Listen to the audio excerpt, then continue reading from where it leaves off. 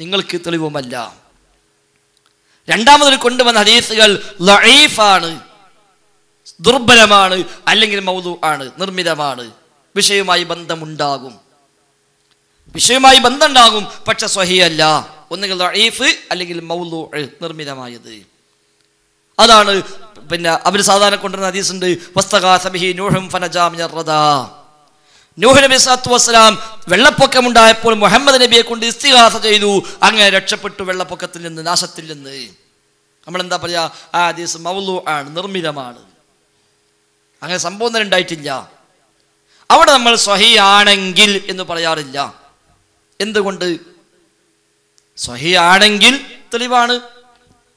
നൂഹ് നബി മുഹമ്മദ് നബിയെ കൊണ്ട് ഇസ്തിഗാസ ചെയ്തു എന്ന് അല്ലാഹുവിന്റെ റസൂൽ നമുക്ക് പഠിപ്പിച്ചു തന്നാൽ പിന്നെ നമുക്കും ചെയ്യാം. പക്ഷെ പഠിപ്പിച്ചു തന്നിട്ടില്ല, സ്ഥിരപ്പെട്ടിട്ടില്ല. അത് നിർമ്മിതമാണ്. പിൽക്കാലത്ത് ആരോ വ്യാജമായി കെട്ടിച്ചമച്ച് പ്രചരിപ്പിച്ചതാണ്.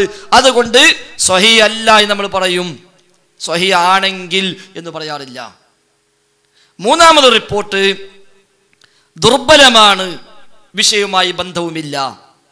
ദുർബലമാണ്, വിഷയവുമായി ബന്ധവുമില്ല. സ്വഹീഹ് ആണെങ്കിൽ പോലും തെളിവാക്കാൻ പറ്റൂല എന്നർത്ഥം. അതിൽ പെട്ടതായിരുന്നു ഇബ്നു ഉമറിന്റെ കാല് ധരിച്ചപ്പോൾ യാ മുഹമ്മദ് എന്ന് വിളിച്ചു. അബ്ദുല്ലാഹ് ഇബ്നു ഉമർ കാല് ധരിച്ചു. അപ്പോൾ ഒപ്പുള്ള ആള് പറഞ്ഞു, ഉദ്കുർ അഹബ്ബൻ നാസി ഇലൈക്, ഏറ്റവും ഇഷ്ടപ്പെട്ട ആളെ നീ ഓർക്കുക. അപ്പോൾ അദ്ദേഹം മുഹമ്മദ് അല്ലെങ്കിൽ യാ മുഹമ്മദ് എന്ന് പറഞ്ഞു. അപ്പോൾ കാലിൻ്റെ തരിപ്പ് മാറി. ഇതൊരു തെളിവാക്കാണ്. അലവി സഖാഫിക്ക് പുസ്തകത്തിൽ എഴുതി, അദ്ദേഹം എഴുതിയത് ഇബ്നു ഉമറിന്റെ കാലിന് കലശലായ വേദന അനുഭവപ്പെട്ടു. അദ്ദേഹം അബ്ബാസ് റളിയല്ലാഹു അൻഹുവിനോട് ആവലാതി പറഞ്ഞു. അദ്ദേഹം ഏറ്റവും പ്രിയപ്പെട്ടവരെ വിളിക്കാൻ നിർദ്ദേശിച്ചു. അങ്ങനെ മുഹമ്മദ് നബിയെ വിളിച്ച് ഇബ്നു ഉമർ പിന്നെ ശമനത്തിനായി ആവശ്യപ്പെട്ടു. അങ്ങനെ കാലിൻ്റെ വേദന സുഖപ്പെട്ടു എന്നാണ് അലവി സഖാഫി എഴുതി. തന്നെ അങ്ങനെ ആക്കി മാറ്റിയതിനെ നമ്മളെന്ത് പറഞ്ഞു, ഈ ഹദീസ് സ്വഹീഹ് അല്ല. വസങ്കടി സംവാദത്തിൽ പേരോട് മുസ്ലിയാർ കൊണ്ടുവന്നത്, അവിടെ വിശദമായി സക്കരിയ സ്വലാഹി പറഞ്ഞു, ഇത് സ്വഹീഹ് അല്ല. ഇനി സ്വഹീഹാന്ന് സങ്കല്പിക്കുക, എന്നാലും തെളിവല്ല. കാല് ധരിച്ചപ്പോൾ പ്രിയപ്പെട്ട ആളെ ഓർക്കുക എന്നാ പറഞ്ഞത്. പ്രിയപ്പെട്ടത് ആരുമാകാം. സ്വഹാബിക്ക് പ്രിയപ്പെട്ടത് അല്ലാഹുവിന്റെ റസൂലാണ്.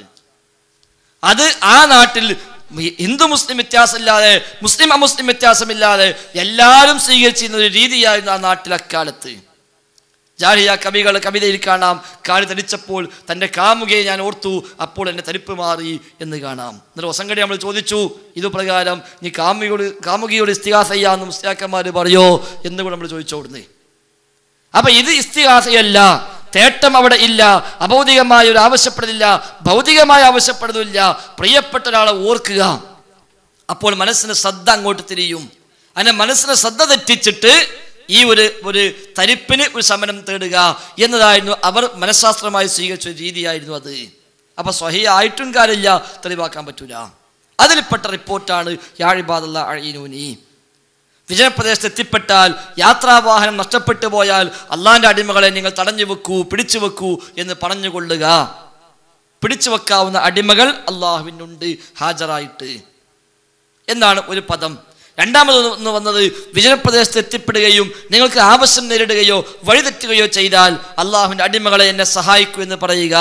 തീർച്ചയായും നാം കാണാത്ത അടിമകൾ അള്ളാഹുവിനുണ്ട്. ഇതാണ് ഹദീസിൽ വന്ന പ്രയോഗം. ഹദീസ് സ്വഹീഹ് അല്ല, ദുർബലമാണ്, ദഈഫാണ്, സ്വീകരിക്കാൻ നിവൃത്തിയില്ല. പക്ഷെ അവൾ തെളിവാക്കി. എങ്ങനെ?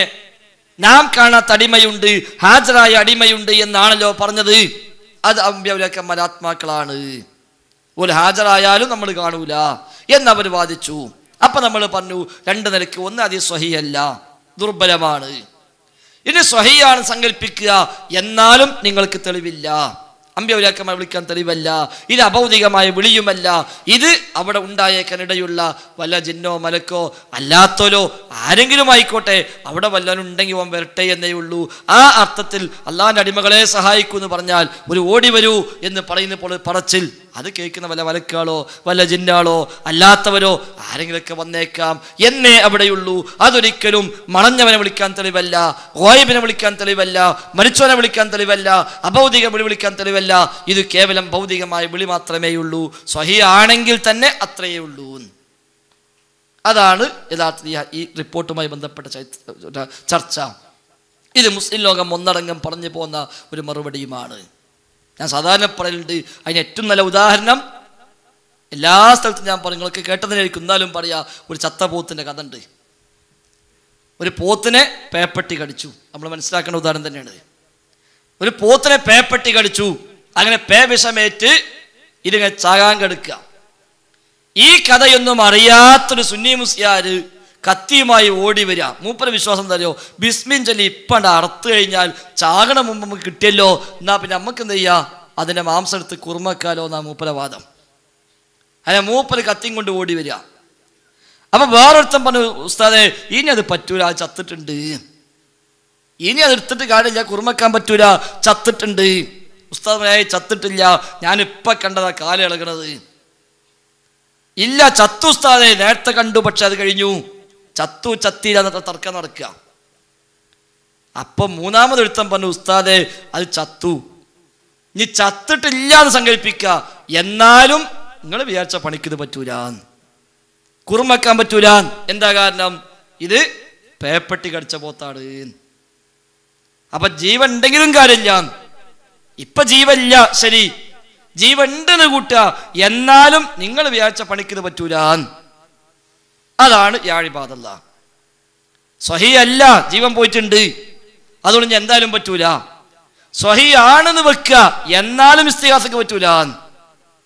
എന്നിട്ട് ഈ ദുർബല ഹദീസും പിടിച്ചിട്ടാണല്ലോ നമുക്കിതേ ശിർക്കാരോപണമായിട്ട് വരുന്നത്. എത്ര അപകട സഹോദരന്മാരെ! ഒരു ലഈഫായ ഹദീസും പിടിച്ചിട്ട് എല്ലാവരുടെ മേലും ശിർക്കാരോപിക്കുക എന്ന് പറഞ്ഞാൽ എത്ര വലിയ അപകടമാണെന്നൊക്കെ. എന്നിട്ട് ഇങ്ങോട്ട് ചോദിക്കുക, എന്തിനാ ഈ ഹദീസിന്റെ അടുക്കുന്നത്? ആരാ ഈ ഹദീസും കൊണ്ട് അടുക്കുന്നത്? ഈ ദുർബല ഹദീസും കൊണ്ട് നടക്കുന്നത് ഇപ്പൊ ആരാ സമൂഹത്തിൽ? നമ്മളാണോ? ദുർബല ഹദീസും കൊണ്ട് നടന്നിട്ടാണ് എല്ലാവരും മുസ്ലിക്കാക്കുന്നത്, എല്ലാവരും ശിർക്കാരോപിക്കുന്നത്. എത്ര പ്രശ്നങ്ങൾ, പ്രയാസങ്ങൾ വീട്ടിലും കുടുംബത്തിലും നാട്ടിലും പള്ളിയിലും സംഘടനയിലും എല്ലാം ഉണ്ടായി ഈ ദുർബല ഹദീസും കൊണ്ട് ഇറങ്ങിയിട്ട്. അപ്പൊ ഇത് ഒഴിവാക്കണം, ഇതുമായി വന്ന് ശിർക്കാരോപിക്കല്ല എന്നാ നമ്മൾ പറയണത്. ഞങ്ങൾ ഒഴിവാക്കൂല, ഞങ്ങൾക്ക് ഇത് ആവശ്യമുണ്ട് എന്ന്. അപ്പൊ ആരാ അതിന്റെ പിന്നാലെ പോണത്? നമ്മൾ പറയാം സ്വഹീ അല്ല, പറ്റൂല, ഇനി സ്വഹീ ആയാലും പറ്റൂല. ഇപ്പൊ ഓരോ കണക്കിനോ സ്വഹീ അല്ലെങ്കിലും നമുക്കിത് പലതിനും പറ്റുന്ന, ലഈഫാണ് എന്നാലും വേണ്ടില്ല, നമുക്കിതൊരു കാര്യമുണ്ട്. അവിടെയാണ് ഇപ്പം ഉള്ളത്. യഥാർത്ഥത്തിൽ ശിർക്ക് വലിയ ഗൗരവം തന്നെയാണ്. ഒരാളെ കുറിച്ച് ശിർക്ക് ആരോപിച്ചു കഴിഞ്ഞാൽ, കുഫ്ർ ആരോപിച്ചു കഴിഞ്ഞാൽ അതിനൊക്കെ ഗൗരവം എത്രയാ. സലാം സലമി പറഞ്ഞു, ശിർക്കും കുഫ്റും സംഭവിക്കുന്ന, ശിർക്കും കുഫ്റും ആരോപിക്കുക എന്ന് പറഞ്ഞാൽ ആ ആരോപിക്കപ്പെടുന്നവരിൽ ഇല്ലെങ്കിൽ തിരിച്ചടിക്കുമത് ഗൗരവമായി നമ്മൾ കാണണം. അപ്പൊ ഏതായിരുന്നാലും ഈ റിപ്പോർട്ട് പ്രകാരം ഒരിക്കലും ജിന്നിനെ വിളിക്കാൻ തെളിവല്ല, സഹായം തേടാൻ തെളിവല്ല, ആ വക വിഷയമേ ഇല്ല. യാഇബാദ എന്ന് പറയാനും തെളിവില്ല, കാരണം അത് സ്വഹീഹല്ല. പക്ഷെ ഖുറാഫികളായ ആളുകൾ ഇത് ഇസ്തിഗാസ തെളിവാക്കിയപ്പോൾ കൊടുത്ത മറുപടിയാണ്: ഒന്ന്, സ്വഹീഹല്ല, ജീവനില്ല; രണ്ട്, ജീവൻ ഉണ്ടായിട്ടും കാര്യമില്ല, സ്വഹീ ആണെങ്കിലും പറ്റൂല. ചില മാസ്റ്റർമാർ മനസ്സിലാക്കിയത് ജീവൻ ഉണ്ടെങ്കിൽ കുറുമക്കാൻ പറ്റുന്ന, അതുകൊണ്ടാണ് ചോദിച്ചത് ചത്ത പോത്തോണ്ട് കുറുമക്കണോന്ന്. അപ്പൊ ഓല വാദം എന്താ? ജീവൻ ഉണ്ടെങ്കിൽ കുറുമക്കാന്നാ. നമ്മൾ പറയും ജീവൻ ഉണ്ടെങ്കിലും പറ്റൂലെന്നാ. അപ്പൊ ഏതെങ്കിലും ഖുറാഫി ഇതിന് ജീവൻ തെളിയിച്ചു കൊടുത്താൽ മൂപ്പൻ എന്താ ചെയ്യാ? ഇപ്പൊ സുന്നാൾ ഇഹ്റാം കെട്ടി ഇറങ്ങിയിട്ടുണ്ട്, ഇത് സ്വഹിയാൻ തെളിയിക്കാൻ വല്ല വകുപ്പുണ്ടോ നോക്കാൻ വേണ്ടി. നൗഷാദ് എല്ലാ സ്ഥലത്തും പറയുന്നുണ്ട് ഇത് ലഈഫാന്ന് പറയാൻ ഞങ്ങൾ സമ്മതിക്കൂല, ഞങ്ങൾ തെളിയിച്ചു തരാം സ്വഹിയാണ് എന്ന്. കഴിയൂലവരെ കൊണ്ട് അത് വേറെ വിഷയം. കാരണം നെല്ലിക്കുത്ത് പണ്ടേ എഴുതിച്ചിട്ടുണ്ട് സ്വഹിയല്ലാന്ന്. കഴിയണേ മൂപ്പര് കഴിയണം.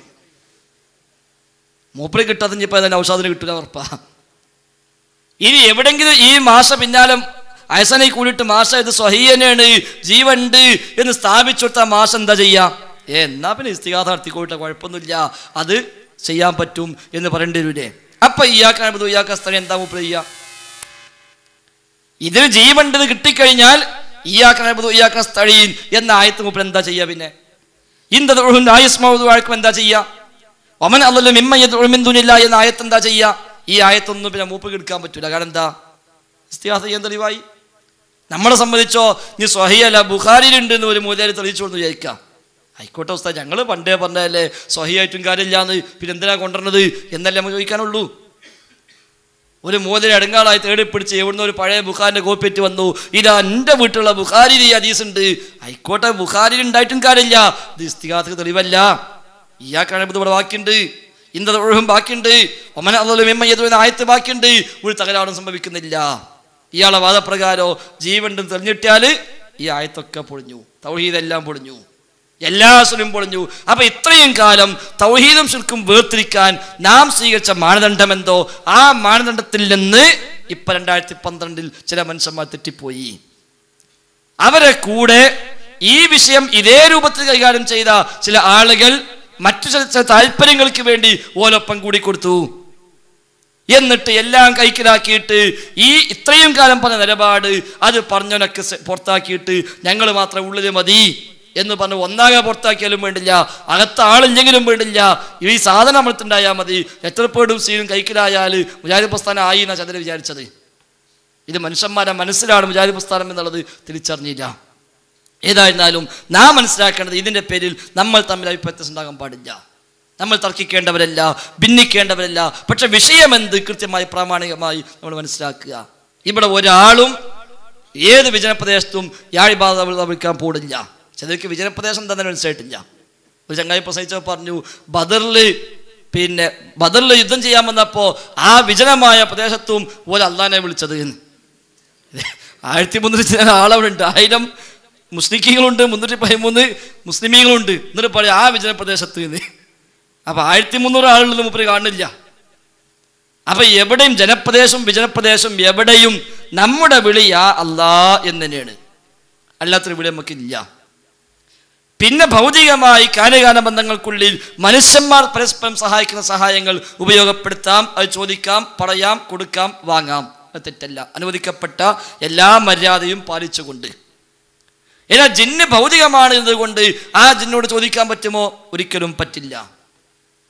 ജിന്ന് ഭൗതികമാണെന്ന് വന്നതുകൊണ്ട് കാര്യകാല ബന്ധത്തിനുള്ളിൽ ജിന്ന് പലതും ചെയ്യും. സാഹിറിനെ സഹായിക്കും, കാഹിനെ സഹായിക്കും, അതേപോലെ അവിശ്വാസികളെ സഹായിക്കും, തെമ്മാടികളെ, തോന്നിവാസികളെ എല്ലാം ശൈത്താൻ സഹായിക്കും. ഡോക്ടർ ഉസ്മാൻ സാഹിബിന്റെ മുഖ്യശത്രു എന്ന പുസ്തകത്തിൽ വിശദമായി വിശദീകരിച്ചു കള്ളൊടിക്കുന്ന മനുഷ്യന് പിശാച് കൊടുക്കുന്ന സഹായം. അതുകൊണ്ട് നിസ്കരിക്കാൻ പള്ളിയിൽ പോകുമ്പോൾ കിട്ടാത്ത തഖ്വ ജാടത്ത് പോകുമ്പോൾ ഖുറാഫി കിട്ടുന്നത്. ഈ തഖ്വ എവിടുന്ന കിട്ടുന്നത്? അല്ലാഹ് കൊടുക്കില്ല. ജാടത്തിലേക്ക് പോണ മനുഷ്യൻ തഖ്വ കിട്ടുന്നു. ഈ തഖ്വ പൈശാചികമായ തഖ്വയാണ്, കപടമായ തഖ്വയാണ്. അതുകൊണ്ട് അവിടെ പോയി കുടുങ്ങിയവന് പിന്നെ അവിടുന്ന് പോരാൻ കഴിയൂല. വേഴച്ച സ്വലാത്തിന് മമ്പുറത്ത് കൊണ്ട ആള് സ്ഥിരമായിട്ട് പോകും, അവന് പോരാൻ കഴിയില്ല. എന്താ?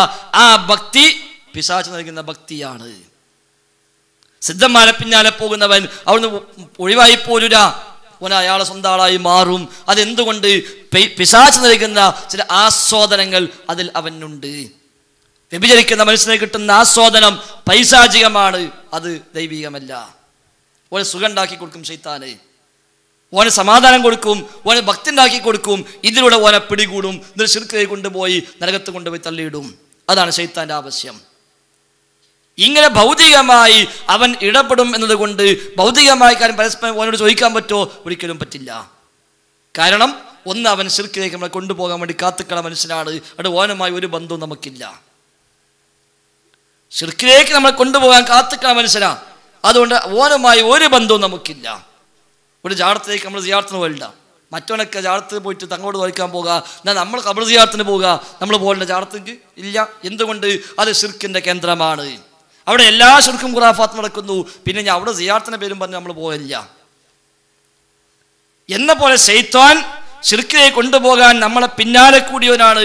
അത് ഓനുമായി ഒരു ബന്ധവും നമുക്കില്ല, ഒരു ചോദ്യം ഓനോടില്ല, ഒരു ഇടപാടും ഓനോടില്ല. അവനെ ശത്രുവായി കണ്ട് ശത്രുവായി മാറ്റി നിർത്തി അല്ലാഹ് പറഞ്ഞ പോലെ ഫത്തഖിദൂഹു അദുവ്വാ, അവനെ അദുവ്വായി തന്നെ നിങ്ങൾ കാണുക. അതുകൊണ്ട് ഓനത്തിൽ ഒരു ഇടപാട് നമുക്കില്ല, ഒരു ചോദ്യം നമുക്കില്ല, ഒരു ബന്ധം നമുക്കില്ല. നാം അവനെ ശത്രുവായി കാണുന്നു, ശത്രുവിനോട് പെരുമാറുന്ന പോലെ പെരുമാറുന്നു. അല്ല ഭൗതിക എന്ന് വന്നോട് ചോദിച്ചുകൂടെ എന്ന് പറഞ്ഞാൽ പറ്റൂല, ചോദിക്കാൻ പറ്റൂല. ശിർക്കിലേക്ക് അവൻ നമ്മെ നയിക്കും. അതോടൊപ്പം അല്ലാഹു റസൂലും പഠിപ്പിക്കാത്തൊരു മാർഗമാണ് എന്നതുകൊണ്ട് അത് അനിസ്ലാമികമായി മാറുകയും ചെയ്യും. ഏതായിരുന്നാലും ജിന്നുമായി ബന്ധപ്പെട്ടുണ്ടായ ഈ ഒരു അഭിപ്രായ വ്യത്യാസം, ഇത്തരം അടിസ്ഥാന വിഷയങ്ങൾ നമുക്ക് മനസ്സിലാക്കുന്ന ഒരു അവസരം കൂടി ആയി എന്ന് നമ്മൾ ഇതിനെക്കുറിച്ച് തിരിച്ചറിയുക, കൃത്യമായി കാര്യങ്ങൾ പഠിക്കുക എന്ന് മാത്രം സൂചിപ്പിച്ച് തൽക്കാലം ഈ അവതരണം അവസാനിപ്പിക്കുന്നു. ഇൻഷാ അല്ലാഹ് ഇനി ഇതുമായി ബന്ധപ്പെട്ട വല്ലതും ഉണ്ടെങ്കിൽ ചോദിക്കാം. ഉണ്ടാക്കി ചോദിക്കണമെന്നില്ല, ഉണ്ടെങ്കിൽ ചോദിച്ചാൽ മതി. ആവശ്യമുള്ള ക്ലിയർ ആവാൻ ബാക്കിയുള്ള വല്ലതും ഉണ്ടെങ്കിൽ ഇൻഷാ അല്ലാഹ് ബാക്കി അപ്പോൾ വിശദീകരിക്കാം.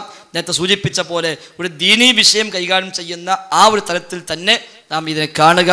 അല്ലാത്ത മറ്റു താല്പര്യങ്ങളോ പറഞ്ഞ് മീതെ നിൽക്കാനുള്ള രീതികളോ എനിക്കും നിങ്ങൾക്കും ഉണ്ടായിക്കൂടാ എന്ന് പ്രത്യേകം ഓർമ്മപ്പെടുത്തുന്നു. അള്ളാഹു അനുഗ്രഹിക്കുമാറാവട്ടെ.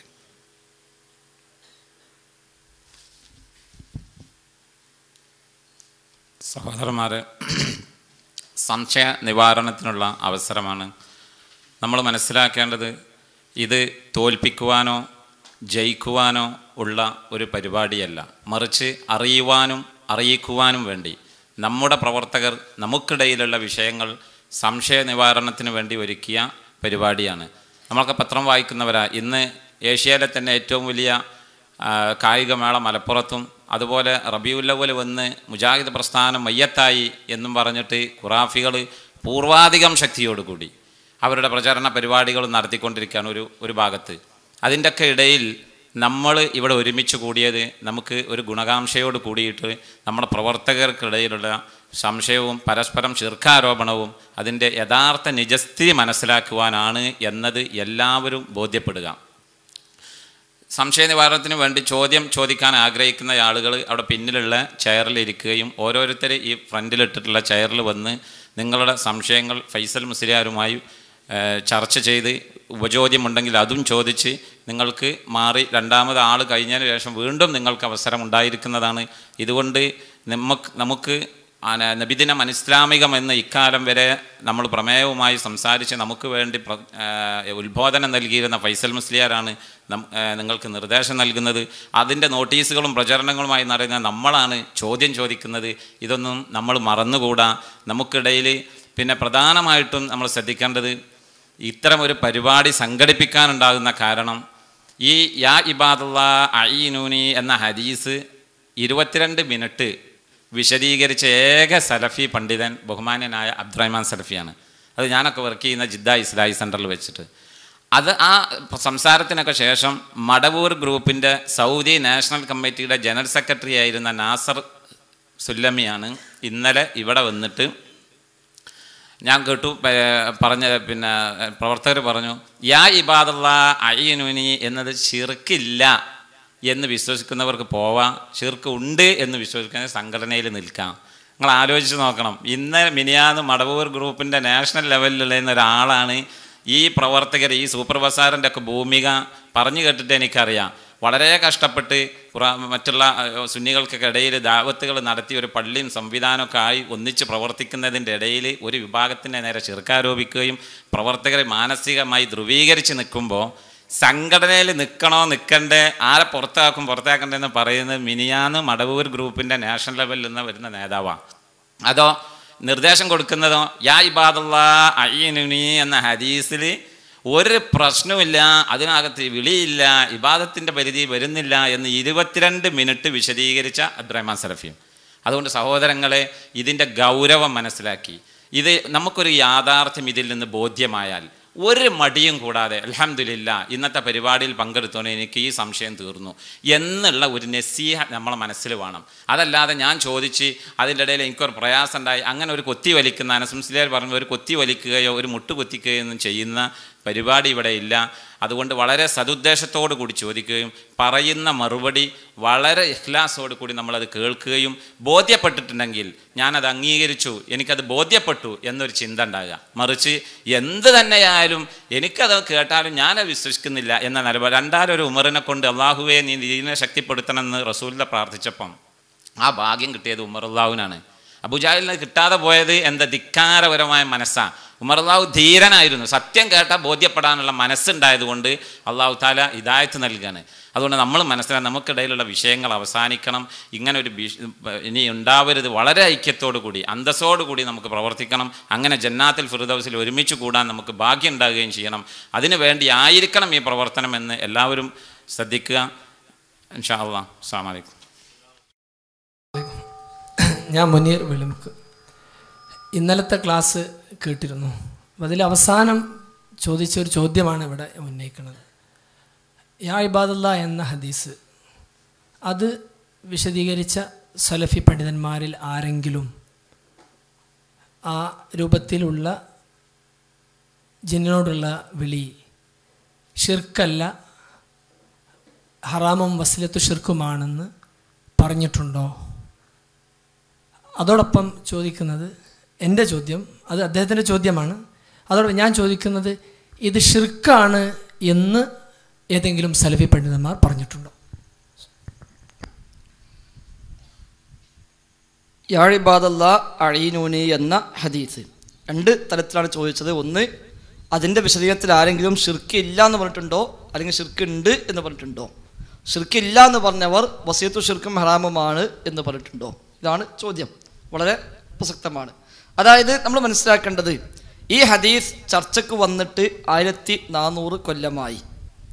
ഇബ്നു അബ്ബാസിൻ്റെ അവിടെ മുതൽ ഇങ്ങോട്ടുന്നുണ്ട് ഈ ഹദീസ് ഉദ്ധരിക്കപ്പെട്ടു പോരുന്നുണ്ട്.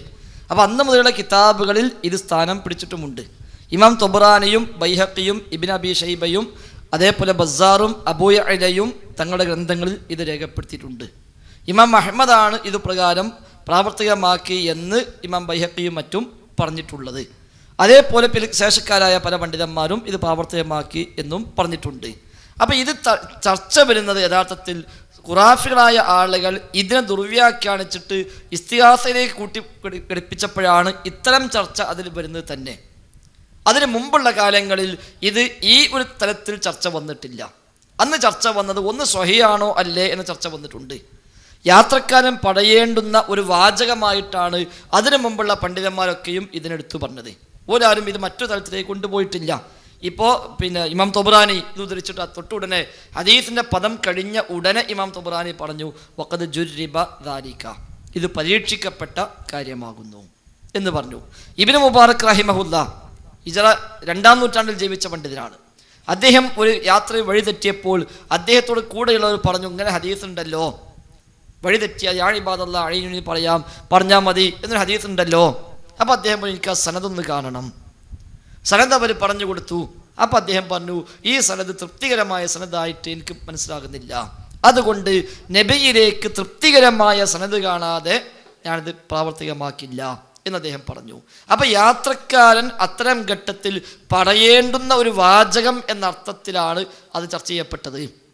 അതുകൊണ്ട് സ്വഹിയാണെങ്കിൽ പറയാം, സ്വഹി അല്ലെങ്കിൽ പറഞ്ഞുകൂടാ എന്ന തരത്തിലായിരുന്നു അന്നത്തെ ചർച്ചകൾ. അപ്പോൾ സ്വഹി അല്ല എന്ന് മനസ്സിലായവർ എന്ത് ചെയ്തു? പറയാൻ പറ്റൂല. സ്വഹി ആന്ന് മനസ്സിലായവരോ ഓരത് പറഞ്ഞിട്ടുണ്ട്. ഇമാം അഹ്മദ് അത് പറഞ്ഞു. കാരണം അദ്ദേഹം ഒരുപക്ഷെ സ്വഹിയാണ് എന്ന് ധരിച്ചവരായിരിക്കാം. നവവി ഇമാമ് തൻ്റെ അദ്കാറിൻ അവിടെ ചർച്ച വന്നത്, അഖീദ കിതാബിലല്ല ചർച്ച വന്നത്.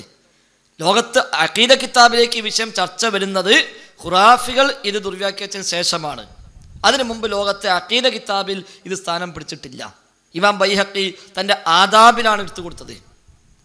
അത് ഓരോ ദിവസത്തിലും പാലിക്കേണ്ട വ്യത്യസ്ത മര്യാദകൾ, ഭക്ഷണ മര്യാദകൾ, യാത്രാ മര്യാദകൾ, ഇങ്ങനെ ഓരോ മര്യാദ വിശദീകരിക്കുന്ന കിതാബിൽ യാത്രക്കാരന് വാഹനം നഷ്ടപ്പെട്ട പറയേണ്ട വാചകം എന്ന പേരിൽ എടുത്തു കൊടുത്തത്. ഇബ്നു സുന്നി തൻ്റെ അമലുൽ യൗമി വല്ലൈല എന്ന കിതാബിലാണ് കൊടുത്തത്, രാവും പകലും ചെയ്യേണ്ട അമലുകൾ.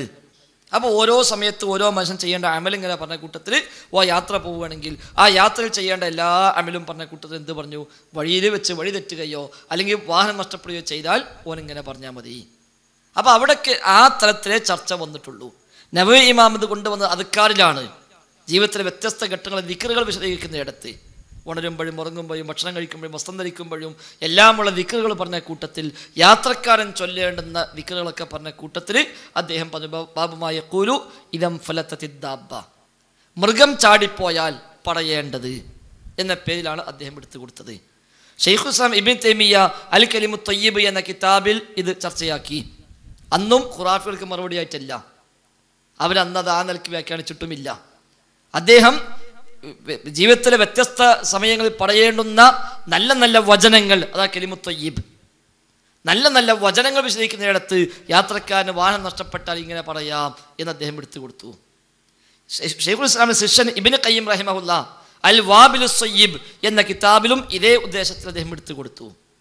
അതേപോലെ ഷൗക്കാനി അദ്ദേഹത്തെ തുഹ്ഫത്തുൽ ദാക്കിരീൻ, ദിക്ർ ചൊല്ലുന്നവർക്കുള്ള സമ്മാനം, ദിക്ർ ചൊല്ലാൻ ഉദ്ദേശിക്കുന്ന ആളുകൾക്ക് ജീവിതത്തിൽ ചൊല്ലാൻ പറ്റിയ കുറേ ദിക്റുകൾ അദ്ദേഹം ക്രോഡീകരിച്ച് കിതാബാക്കി കൊടുത്തു. ആ കിതാബിലാണ് യാത്രക്കാരൻ്റെ വാഹനം നഷ്ടപ്പെട്ടാൽ പറയേണ്ടത് എന്ന പേരിൽ എതിർത്ത് കൊടുത്തത്. അപ്പം അവരൊക്കെ ചർച്ച ചെയ്തത് ഈ ഒരു തലത്തിൽ നിന്നുകൊണ്ടാണ്. അന്നൊന്നും ഈ ഹദീസിനെ അഖീദയുമായി കൂട്ടിക്കെട്ടിയിട്ടില്ല. ശിർക്ക് തൗഹീദ് ചർച്ച ചെയ്യുന്ന വിഷയത്തിലേക്ക് ഈ ഹദീസിനെ അവരാരും കണ്ടിട്ടേ ഇല്ല. യാത്രക്കാരൻ ഇങ്ങനെ പറയാൻ പറ്റുമോ പറ്റൂലേ, ഹദീസ് ഉണ്ടെങ്കിൽ സ്വഹീ ആണെങ്കിൽ പറയാം, സ്വഹീ അല്ലേ പറയാൻ പറ്റൂല, ആ ചർച്ചയെ അവിടെ ഉണ്ടായിട്ടുള്ളൂ.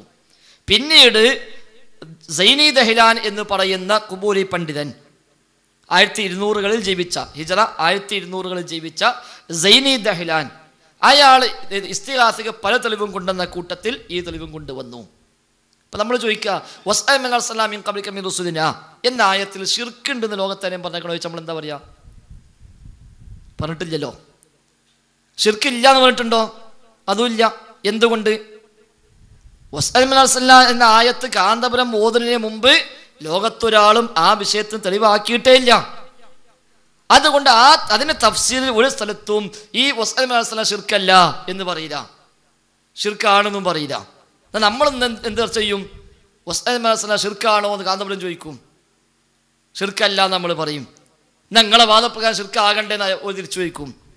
അപ്പം ഒരു പുതിയ വിഷയത്തിലേക്ക് ഒന്നിനെ കൊണ്ടുപോകുമ്പോൾ ആ വിഷയത്തിൻ്റെയും ചർച്ച വരും. സൈനി ദഹ്ലാൻ ഈ ഹദീസിനെ തെളിവാക്കി. എന്തിന്? അഭൗതികമായ വെളിവിളിക്കാൻ. അപ്പം ചർച്ച വന്നു, ഇത് അഭൗതികമായ വെളിവിളിക്കാൻ തെളിവാണോ അല്ലേ? അതിനുശേഷം വിശദീകരിച്ച സലഫി പണ്ഡിതന്മാരൊക്കെ പറഞ്ഞു അഭൗതികമായ വിളി ഇതിൽ ഇല്ല. അത് എല്ലാവരും പറഞ്ഞു. അഭൗതിക വിളി ഉണ്ടെങ്കിൽ ശിർക്ക് തന്നെ എന്ന് പറഞ്ഞവരൊക്കെ ഒരു വിളി അഭൗതിക വിളിയാണെങ്കിൽ അത് ശിർക്കാണ് എന്ന് ലോകത്തെ പഠിപ്പിച്ച പണ്ഡിതന്മാർ അവരെ കിതാബിൽ ഈ ഹദീസ് പറഞ്ഞപ്പോൾ എന്ത് പറഞ്ഞു? ഇത് അഭൗതിക വിളിയല്ല. അപ്പം ഇതിനർത്ഥം എന്താണ്? ഇത് ശിർക്കല്ല. അഭൗതിക വിളി, ഗായിബിനോടുള്ള വിളി, കാര്യകാരണ ബന്ധങ്ങൾക്ക് അപ്പുറമുള്ള വിളി, അത് ദുആയാണ്, റബ്ബിനോടേ പാടുള്ളൂ എന്ന് പഠിപ്പിച്ച ലോകത്തെ സലഫി പണ്ഡിതന്മാർ, ശൈഖുൽ ഇസ്ലാം ഇബ്നു തൈമിയ്യ അദ്ദേഹം ശക്തമായി ഇവരെ ഇസ്തിഗാസയ്ക്കെതിരെ സംസാരിച്ച ആളാണ്. ആ ഇബ്നു തൈമിയ്യയുടെ കിതാബിലടക്കം ഈ ഹദീസ് ഇത് പ്രാവർത്തികമാക്കാൻ എന്ന അർത്ഥത്തിൽ അദ്ദേഹം കൊണ്ടുവന്നു. ഇബ്നു തൈമിയ്യയുടെ അതേ പാത പിൻപറ്റിയ ഇബ്നു ഖയ്യിം, ആ ഇബ്നു ഖയ്യിമും ഈ ഹദീസ് പ്രാവർത്തികമാക്കാന്ന് പറഞ്ഞു. ഷൗക്കാനി ഇസ്തിഗാസയ്ക്കെതിരെ അതിശക്തമായി സംസാരിച്ച ആളാണ്. അദ്ദേഹത്തിന്റെ കിതാബിലും ഇത് കൊണ്ടുവന്നു. അപ്പൊ അവർക്ക് മനസ്സിലാക്കി എന്താണ്? ഇതൊരു അഭൗതിക വിളി എന്ന വകുപ്പ് ഇതിൽ വരുന്നില്ല. അതാണ് പിന്നെ സൗദിയിലെ ഗ്രാൻഡ് മുഫ്തിയായ ഇബ്നു ബാസിനോട് ചോദിച്ചു ഈ റിവായത്തിനെ കുറിച്ച്, ഈ റിവായത്ത് ഇതിന്റെ യഥാർത്ഥം എന്ത് എന്ന് ചോദിച്ചപ്പോൾ മസായിദുൽ ഇമാം ഇബ്നു ബാസ് ഇതിൽ അദ്ദേഹം പറഞ്ഞു സുഇല ശൈഖുൻ ഹദീസ് യാ ഇബാദല്ലാഹി ബിസു, അള്ളാഹിന്റെ അടിമകളെ തടഞ്ഞു വെക്കൂ എന്ന് പറയുന്ന ഹദീസിനെ കുറിച്ച് ചോദിക്കപ്പെട്ടു. അതിന് മറുപടി മഹല്ലുൽ നദ്ലിം ഫീ സിഹ്ഹതിഹി, ഇത് സ്വഹീഹാണോ എന്നത് പരിശോധിക്കേണ്ട വിഷയമാണ്. വഖദ് യകൂനു മിനൽ മലായികതി, ഇതൊരു പക്ഷേ മലക്കുകളാവാം. വമിൻ മുഅ്മിനി അൽ ജിന്നി, വിശ്വാസികളായ ജിന്നുകളാവാം. വഹഉലായി, ഈ രണ്ട് കൂട്ടരും ഹാലിറൂന, ഹാജറുള്ളവരാണ്. വലൈസ ദുആഅൻ ലിഗായിബിൻ, ഇത് ഗായിബിനോടുള്ള ദുആ അല്ല. ഗായിബിനോടുള്ള ദുആ ശിർക്കാണ് എന്ന് സ്ഥാപിച്ച ഇബ്നു ബാസ് പറഞ്ഞു ഇത് ഗായിബിനോടുള്ള ദുആ അല്ല, അഥവാ ഇത് ശിർക്കല്ല എന്നർത്ഥം. ഇത് ചർച്ച ചെയ്തതൊക്കെ അങ്ങനെയാണ് പറഞ്ഞത്. ഇത് ഗായിബിനോടുള്ള ദുആ അല്ല, അഭൗതികമായ വിളിയല്ല, ഇത് കേവലം ഭൗതികമായ ഒരു വിളി മാത്രമേ വരുന്നുള്ളൂ എന്നാണ് അവരൊക്കെ പറഞ്ഞത്. അതുകൊണ്ട് ശിർക്കില്ല എന്നൊരാളും പറഞ്ഞിട്ടില്ല, ശിർക്കുണ്ടെന്നും പറഞ്ഞിട്ടില്ല. ആ പദം യാഴിബാദ എന്ന റിപ്പോർട്ട് ശിർക്കാകുന്നു എന്ന് ലോകത്തൊരാളും പറഞ്ഞിട്ടില്ല. ആ മത്തിന്, ആ ടെക്സ്റ്റ്. എന്നാൽ ഈ മത്തിന് ശിർക്കല്ല എന്ന് പറഞ്ഞിട്ട് ഞാൻ അങ്ങനത്തെ പറയേണ്ട ആവശ്യം വന്നിട്ടില്ല. ഇത് അഭൗതിക വിളി ആണോ അല്ലേ എന്ന ചർച്ച വന്നിട്ടുണ്ട്. ആ ചർച്ചയിൽ പങ്കെടുത്ത ഒരൊറ്റ പണ്ഡിതനും ഇത് അഭൗതികമായ വിളിയാണെന്ന് പറഞ്ഞിട്ടില്ല, ഇത് ഗായിബിനുള്ള വിളിയാണെന്ന് പറഞ്ഞിട്ടില്ല. മറിച്ച് ഇത് ചർച്ച ചെയ്ത എല്ലാവരും ഈ സൈനി ദഹ്ലാൻ കൊണ്ടുവന്നു ഇത് അഭൗതിക എന്ന് പറഞ്ഞവക്കാരാണ്? ഖുറാഫികളാണ്. യാഴിബാദ എന്ന വിളി അഭൗതിക വിളിയാണ് എന്ന് ലോകത്ത് സ്ഥാപിക്കാൻ ശ്രമിച്ചത് ഖുറാഫികളാണ്. എന്തിനാ അവർ സ്ഥാപിക്കണത്? അഭൗതിക വിളിയാണെന്ന് വന്നു കിട്ടിയാൽ അഭൗതിക വിളി വിലക്ക് അംഗീകരിച്ചല്ലോ, അപ്പം ഞങ്ങൾക്ക് അഭൗതിക വിളി വിളിക്കാം എന്നായി. അതാണ് ഒലവെപ്പ്. യാഴിബാദ എന്നത് അഭൗതിക വിളി തന്നെയാണ്, ദുആ തന്നെയാണ് എന്നാണ് ഒരു ഖുറാഫികൾ സ്ഥാപിക്കാൻ ശ്രമിച്ചത്. അത് സ്ഥാപിതമായി കിട്ടിയാൽ അവർക്ക് കണക്കിൽ എന്തായി? അഭൗതിക വിളിക്ക് കുഴപ്പമില്ല എന്ന് വന്നു. ആ അഭൗതിക വിളി ഇബ്നു അബ്ബാസ് അംഗീകരിച്ച വിളിയാണെന്ന് വന്നു. ആ അഭൗതിക വിളി തൊബറാനി അംഗീകരിച്ചു എന്ന് വന്നു. ആ അഭൗതിക വിളി ഇമാം അഹ്മദ് അംഗീകരിച്ചു എന്ന് വന്നു. ആ അഭൗതിക വിളി ബൈഹഖിയും ഇബ്നു അബീ ഷൈബയും അബൂ യഅലയും ബസ്സാറും അംഗീകരിച്ചു എന്ന് വന്നു. ആ അഭൗതിക വിളി ഇബ്നു തൈമിയ്യ ഇബ്നു ഖയ്യിമും അംഗീകരിച്ചു എന്ന് വന്നു. ആ അഭൗതിക വിളി ശൗക്കാനി അംഗീകരിച്ചു എന്ന് വന്നു. അലവി സഖാഫിന്റെ തഫ്സീർ ഇസ്തിഗാസ ചരിത്രത്തോട് നിൽക്കുന്ന എന്ന പുസ്തകത്തിൽ ശൗക്കാനിയുടെ ഇസ്തിഗാസ കൊടുത്തിട്ടുണ്ട്. ശൗക്കാനിയുടെ ഇസ്തിഗാസ ഏതാ കൊടുത്തത്? ഈ വിളിയാണ്. ഈ വിളി എടുത്തു കൊടുത്തിട്ട് പറഞ്ഞു വഹാബികൾക്ക് സുസമ്മതനായ ശൗക്കാനി പോലും ഇസ്തിഗാസ ചെയ്തിരിക്കുന്നു. അപ്പൊ ഇത് അഭൗതികമാണ്, ഇത് ദുആ തന്നെയാണ് എന്ന് ലോകത്ത് വാദിച്ചത് ഖുറാഫികളാണ്. അതിന് സലഫികൾ പറഞ്ഞു ഇത് അഭൗതികമല്ല, ഇത് ദുആ അല്ല, അവിടെ ശിർക്കുമല്ല. ഇത് ശിർക്കാണെന്ന് നമ്മൾ പറയലാണ് ഓല ആവശ്യം. എന്നാ ഓൽക്ക് പാരമ്പര്യമായി. അതുകൊണ്ട് ആ മൂവാറ്റുപുഴ സംഭവത്തിൽ ഈ വിളി കൊണ്ടുവന്നിട്ട് ഇത് അഭൗതികമായ വിളിയല്ലേ എന്ന് അവർ ചോദിച്ചപ്പോൾ അവിടെ കായക്കൊടി അനീഫ്ക പറഞ്ഞു ഈ വിളി അഭൗതികം തന്നെയാണ്, ദുആ തന്നെയാണ്, ശിർക്ക് തന്നെയാണ്. ശിർക്ക് ആര് ചെയ്താലും ശിർക്ക് തന്നെ, ഇമാം അഹ്മദ് ചെയ്താലും ശിർക്ക് തന്നെ, നബവി ചെയ്താലും ശിർക്ക് തന്നെ, ശൗക്കാനി ചെയ്താലും ശിർക്ക് തന്നെ. അപ്പം നൗഷാദ് എന്താ പറഞ്ഞത്? അൽഹംദുലില്ലാ, ഞങ്ങൾക്ക് കിട്ടേണ്ടത് കിട്ടി, ഇനി ഞങ്ങൾ വേണ്ടതുപോലെ ആഘോഷിച്ചു കൊള്ളാം. കിട്ടേണ്ടത് ഞങ്ങൾക്ക് കിട്ടി, ഇനി ഞങ്ങൾ വേണ്ടതുപോലെ ആഘോഷിച്ചു കൊള്ളാം. ഓർക്ക് കിട്ടേണ്ടത് എന്താണ്? ഇത് അഭൗതികമാണ്, ശിർക്ക എന്നുള്ള വാദമാണ്. അപ്പം ലോകത്ത് ഖുറാഫി പണ്ഡിതന്മാർ പറഞ്ഞിട്ടുണ്ട് ഇത് അഭൗതികമാണ്, അഭൗതികമായാലും ശിർക്ക് വരുവാൻ സ്ഥാപിക്കാൻ വേണ്ടിയാണ് പോലും പറഞ്ഞത്. അപ്പം നമ്മൾ പറഞ്ഞ അഭൗതികമല്ല, ഗായിബിനുള്ള ദുആ അല്ല, ഇത് ഹാദിറായ അവിടെ ഉണ്ടായേക്കാനിടയുള്ള വല്ല ജിന്നോ മലക്കോ ഒരു വിളി കേട്ട് ഓടി വരും, കാര്യകാരണത്തിന് ഉള്ളിൽ ഓല് ഓടി വരും, മൃഗത്തെ തടഞ്ഞു വെക്കും എന്നത് മാത്രമേ ഉള്ളൂ സ്വഹിയാണെങ്കിൽ. പക്ഷെ സ്വഹിയല്ല. അപ്പോൾ അഭൗതികമല്ല, ശിർക്കില്ല എന്നാണ് ലോകത്തുള്ള സലഫി പണ്ഡിതന്മാരൊക്കെ ഇതിന് അവർക്ക് മറുപടി കൊടുത്തത്.